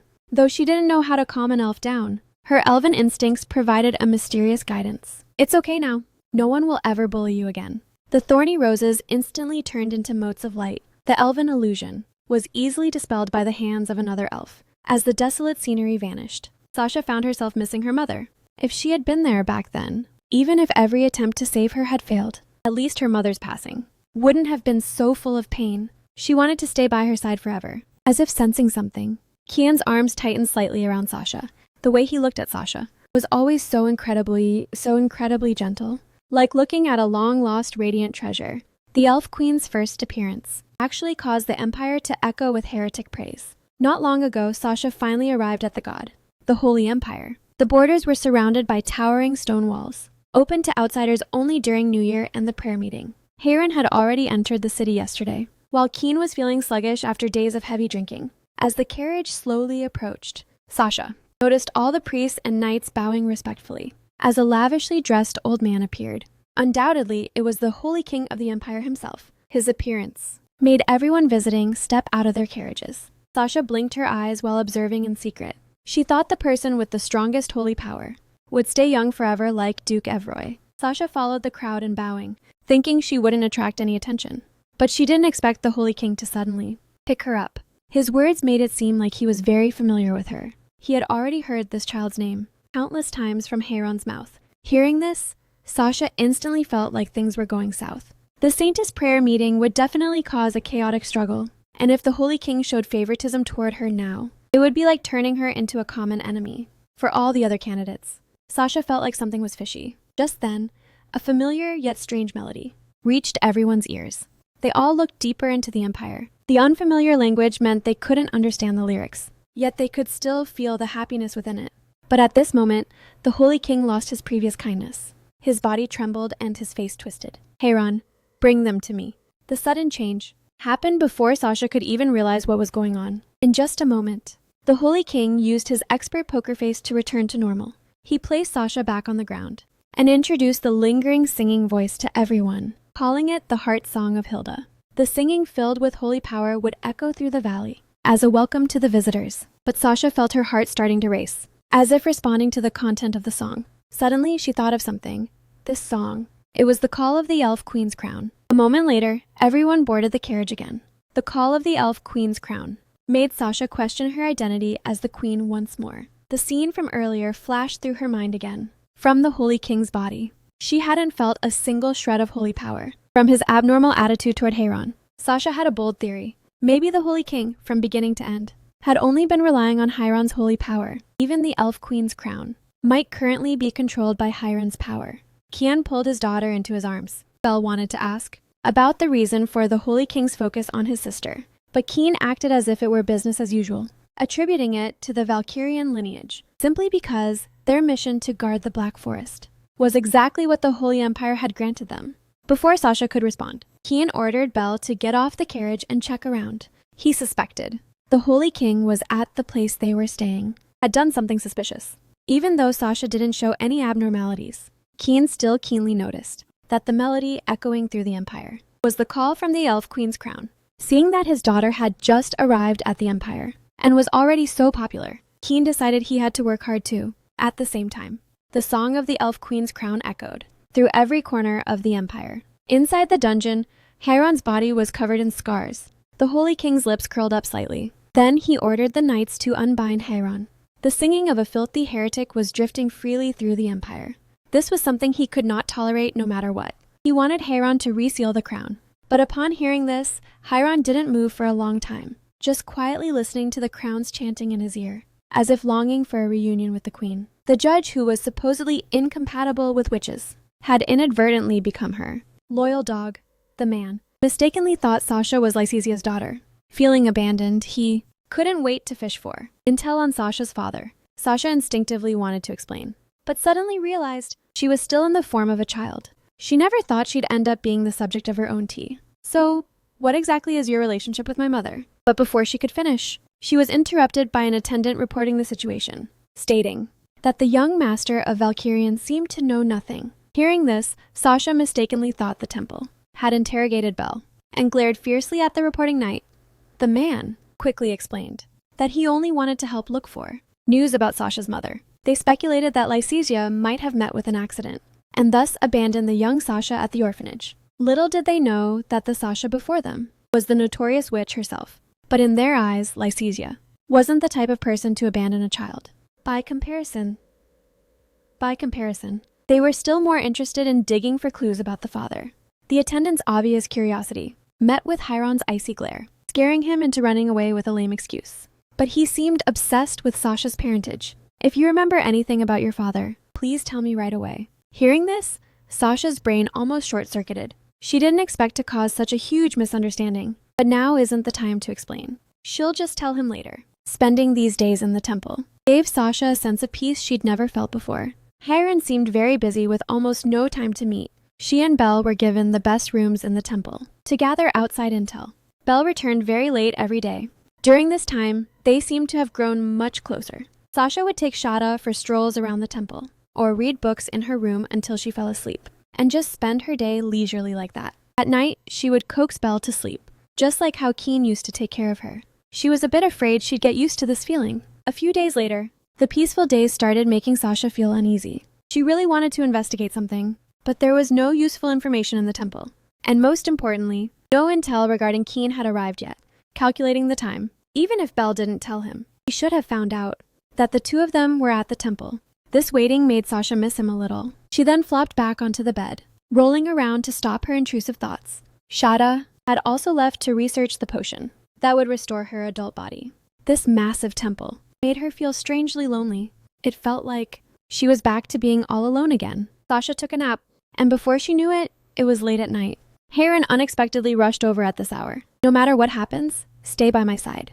The confused Sasha finally learned that Count Valkyrian had actually arrived. Heiron picked Sasha up, following everyone's gaze. Two dark figures appeared at the door. The woman standing next to Keen was actually the high-level mage, who had captured her not long ago. Duke Evroy, but this world-renowned mage, actually claimed Sasha was her niece, demanding the temple return the child to them. Sasha was left with a face full of question marks, but Heiron remained completely expressionless. The temple never forcibly detains its guests. Status has never mattered to the temple knights. As long as Sasha is willing, she can leave at any time, but no one can force a child to do anything. Not even a Duke of the Empire. They should have been on opposite paths, becoming each other's true mortal enemies. But everything that happened 5 years ago caused this most loyal knight of the Empire to start changing inexplicably. At this time, Heiron had somehow arrived at the Valkyrian territory. The adjutant Rex analyzed the reason for the attack. Looking at Heiron, this man seemed to be getting stranger and stranger. As soon as he heard news of the fire, he led the knights and rushed over here, even if it was for an investigation, bringing along the guards responsible for the church. Isn't that a bit much? Rex keenly sensed the reason. Is it because of that count's adopted daughter? 5 years ago in the Holy Empire, Heiron was reciting dogmas in the confinement room, locked up for leaving his post without permission. Luckily, Rex would often bring him food, sympathize with the weak, and perform good deeds. Heiron's mumbling left even his comrade Rex looking completely surprised. In the past, no matter what the situation, he would only strictly follow the dogmas. Human tenderness and kindness couldn't be found in him at all. Rex didn't know what had happened, but Heiron just lowered his head and then revealed a brilliant smile. He seemed to know what it feels like to give without expecting anything in return. This was the first time Rex had ever seen such an expression on his face. And starting from that day, Heiron became the youngest heresy judge since the founding of the Empire. He handled every mission almost perfectly, but only failed to capture the elf Lachesia, the which could be called Chiron's only blemish. While the group was on their way to the Count's estate, Chiron keenly spotted a butterfly in the air. Instantly, the man changed his direction. This magical aura, so similar to Lycesia's, was invisibly pulling at his heart. Despite his adjutant's constant dissuasion, Chiron continued forward on his own. Finally, the guidance stopped at a corner. Up ahead, that familiar child's figure actually appeared. Chiron dismounted his horse. Why would this child suddenly show up here? And this scene left Adjutant Rex completely confused as well. Could it be that what Chiron said about being that elf's daughter was true? At the same time, Sasha also gave a warm greeting. We meet again. Mr. Knight. She knew Chiron would definitely come. She had sent that butterfly to him last night. She believed that, if it were him, he definitely wouldn't hand her over to Keen. After all, Chiron had a near-insane obsession with her. Belle, standing nearby, was also curious about their relationship. Sasha then explained they met at the Imperial Palace, and that Chiron was her knight. Belle looked at the other man doubtfully. Chiron let out a long sigh. The moment he saw Sasha, he felt a bit dazed, nearly forgetting that he had another identity to appear openly with. He was the Holy Knight, protecting Sasha for the prayer meeting. Belle felt much more relaxed now. The pressure from his father was no joke. Now that there was a powerful helper, then his sister wouldn't have to live a life on the run anymore. Chiron didn't understand what had happened either. Why the heir of Valkyrian would also appear here. Belle candidly explained the reason. He and his father had conflicting opinions on Sasha participating in the prayer meeting, so he decided to run away. Hearing this, Chiron's eyes narrowed slightly. If you're willing, I'll have the temple provide assistance. Belle initially wanted to refuse, but since Chiron was Sasha's knight, he naturally had the duty to protect her. Seeing this, Belle couldn't say much else, and the girl's infiltration plan was declared a success. Taking this opportunity, she finally could begin her investigation into the Holy Empire. Sasha finally discovered the hidden truth in the Black Forest. The culprit who tortured her mother actually pointed toward the righteous Holy Empire. Not long ago, Count Valkyrian's identity completely surfaced. Sasha sat on the edge of the bed. She couldn't imagine the consequences of her identity being exposed, so the idea of leaving was born. Since Belle had already decided to let her go, she might as well go with the flow and escape all this. Watching the puppy Shada happily bouncing around, the girl's face darkened. Stop playing, we're making a run for it. The next day, little Sasha stood sneakily at the door eavesdropping. Before leaving, she had to gather as much useful info as possible. The entire castle had already been searched. Next up was the most mysterious Black Forest in the territory. As the elven magic flickered, the moment little Sasha landed, she felt a dark aura permeating the air. Luckily, elves are the race with the strongest mental power. Recalling Keen's dazed state from before, it was probably due to entering the Black Forest long term. But Shada's barking disrupted her thoughts. A ghost-like shadow suddenly appeared right before her eyes. The creepiness of this place was beyond imagination. But the reason Keen came here made the girl even more curious. Seeing that the monster wasn't aggressive, little Sasha decided to seize the time to investigate. As she chanted in the elven language, countless tracking butterflies rapidly spread out into the surroundings. In just a moment, following the flickering light of the butterflies, little Sasha followed the guidance, only to find a hidden paradise within the dark forest. A strange object instantly caught her eye. The girl's pupils contracted. It was actually the grave of the late countess. Looking at the fresh flowers and decorations on it, it seemed that, over all these years, that man had been taking good care of it. Just then, the elven power sent another guidance, following the girl's line of sight. The trees were covered in dense handwriting. It was all records of elven experiments, and these records were experimental notes from the Holy Empire hundreds of years ago. She couldn't believe it. The Holy Empire, which symbolizes order and justice, actually conducted such experiments. Even the only heresy, Judge Chiron, was completely unaware of this. There was only one possibility. The experimental staff involved the Empire's supreme leader, the Cardinal himself. A theory was born in her mind. The elven race is known for their immense mental power, yet her mother became the insane elf that everyone talked about. She didn't dare imagine what that woman had actually gone through. Sasha's magic began to flare up uncontrollably. I will definitely avenge you. Luckily, the puppy's timely reminder allowed the girl to regain her composure. The information she currently held was that the Valkyrians were not involved in this. But Keen's investigation might have the same objective as Sasha's, but there was no other way.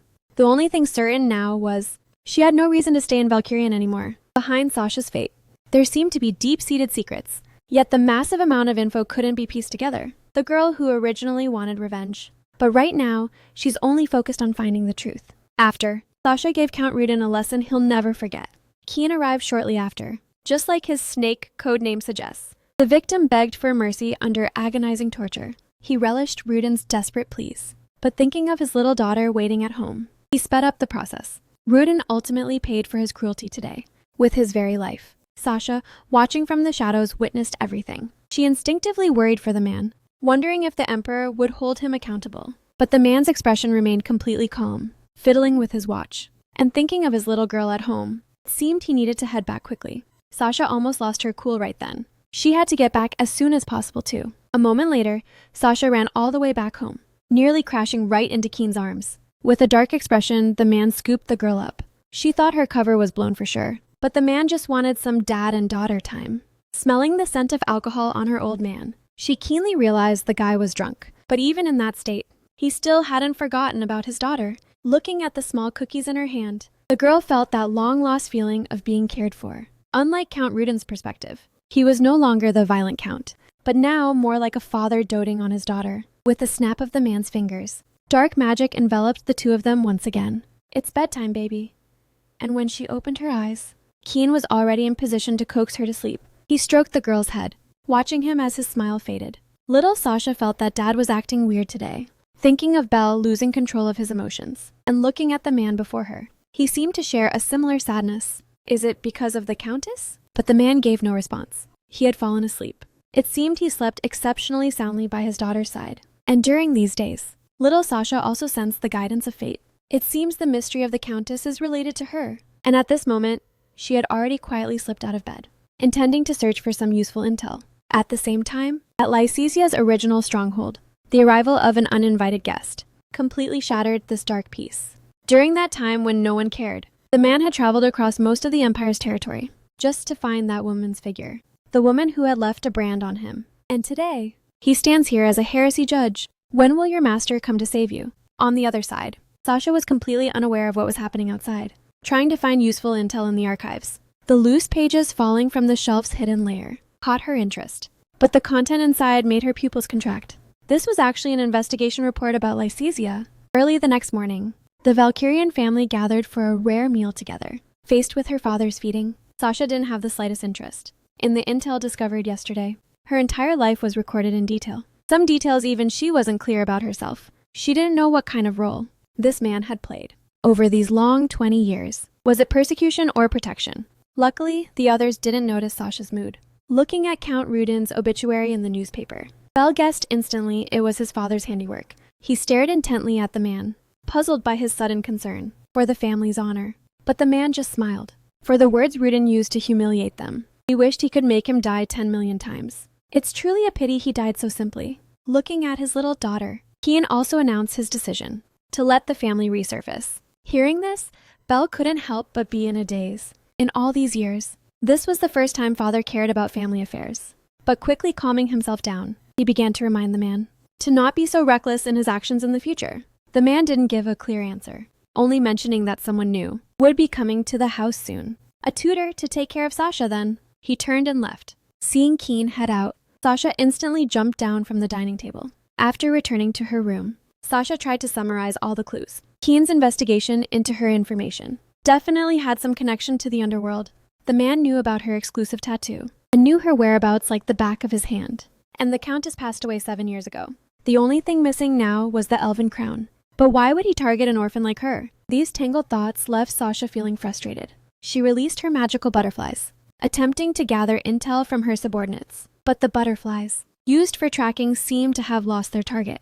Instantly, an ominous premonition filled her mind. Who exactly dares to touch my people? Lysisia's pursuers actually stretch all the way to France. Not long ago, Sasha's return made the brothers incredibly happy, each taking turns to feel Sasha's soft cheeks. Before the Count set out to welcome the girl back, Karl and Basil were already impatient, nearly ready to launch a full assault on Chiron's estate. After a quick meal, Sasha was curious about Belle's whereabouts. The eldest brother hadn't shown his face since she returned.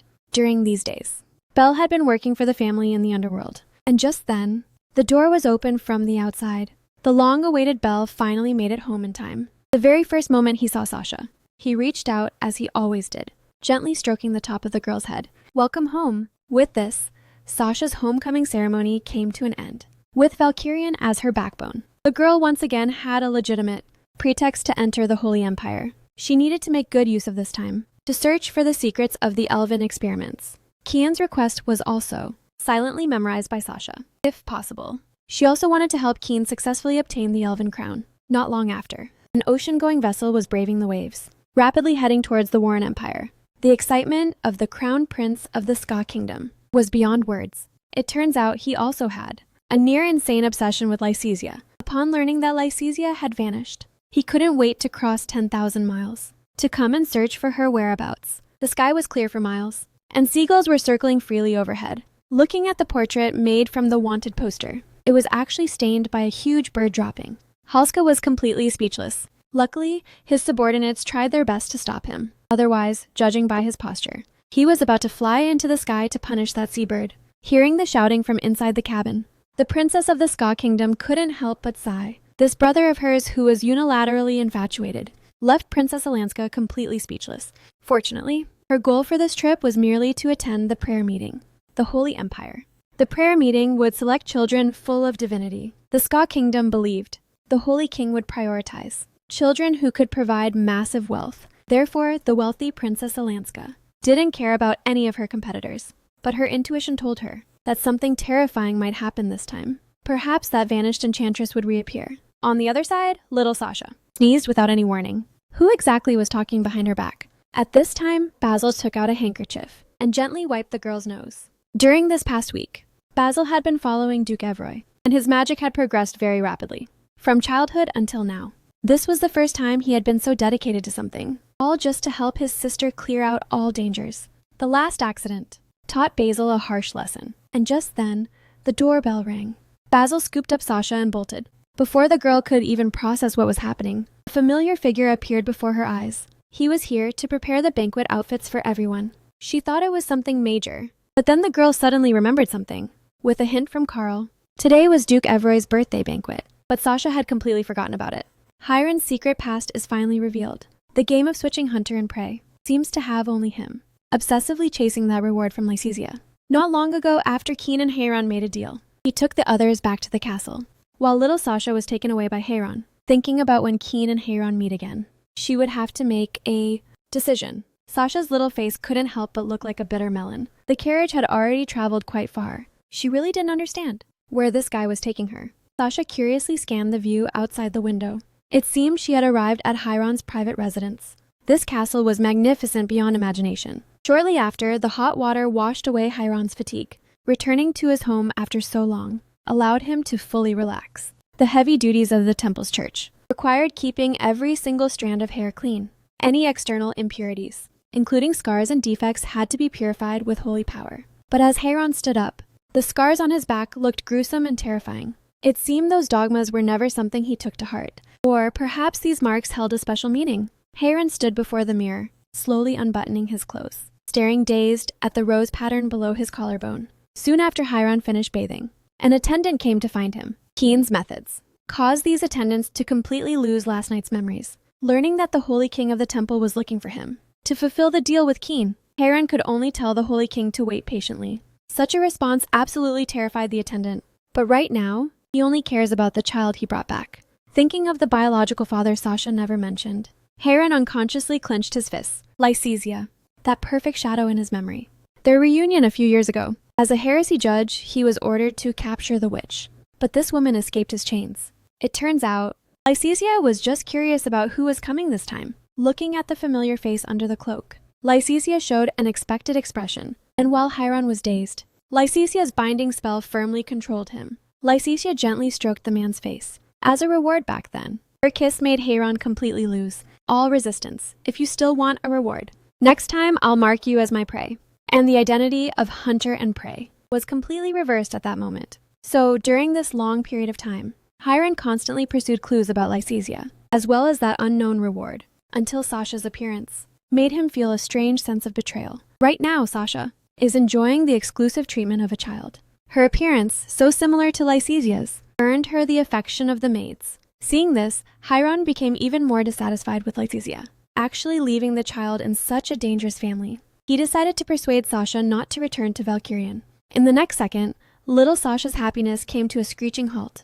Hiron's deep blue eyes had already appeared above her head. Only then did the maids remember that it was already time for the child's nap. The maids were about to prepare things, but Hiron interrupted them. A moment later, Sasha didn't expect that there would be a day she'd share a bed with Hiron. And Hiron's explanation for this was that the people of Valkyrian are all too dangerous. This was all for the sake of protecting Sasha's safety. Meanwhile, on the other side, Hiron's lack of tact in refusing the Holy King's invitation left the Holy King of the Empire filled with rage. Perhaps it's time to teach him an unforgettable lesson.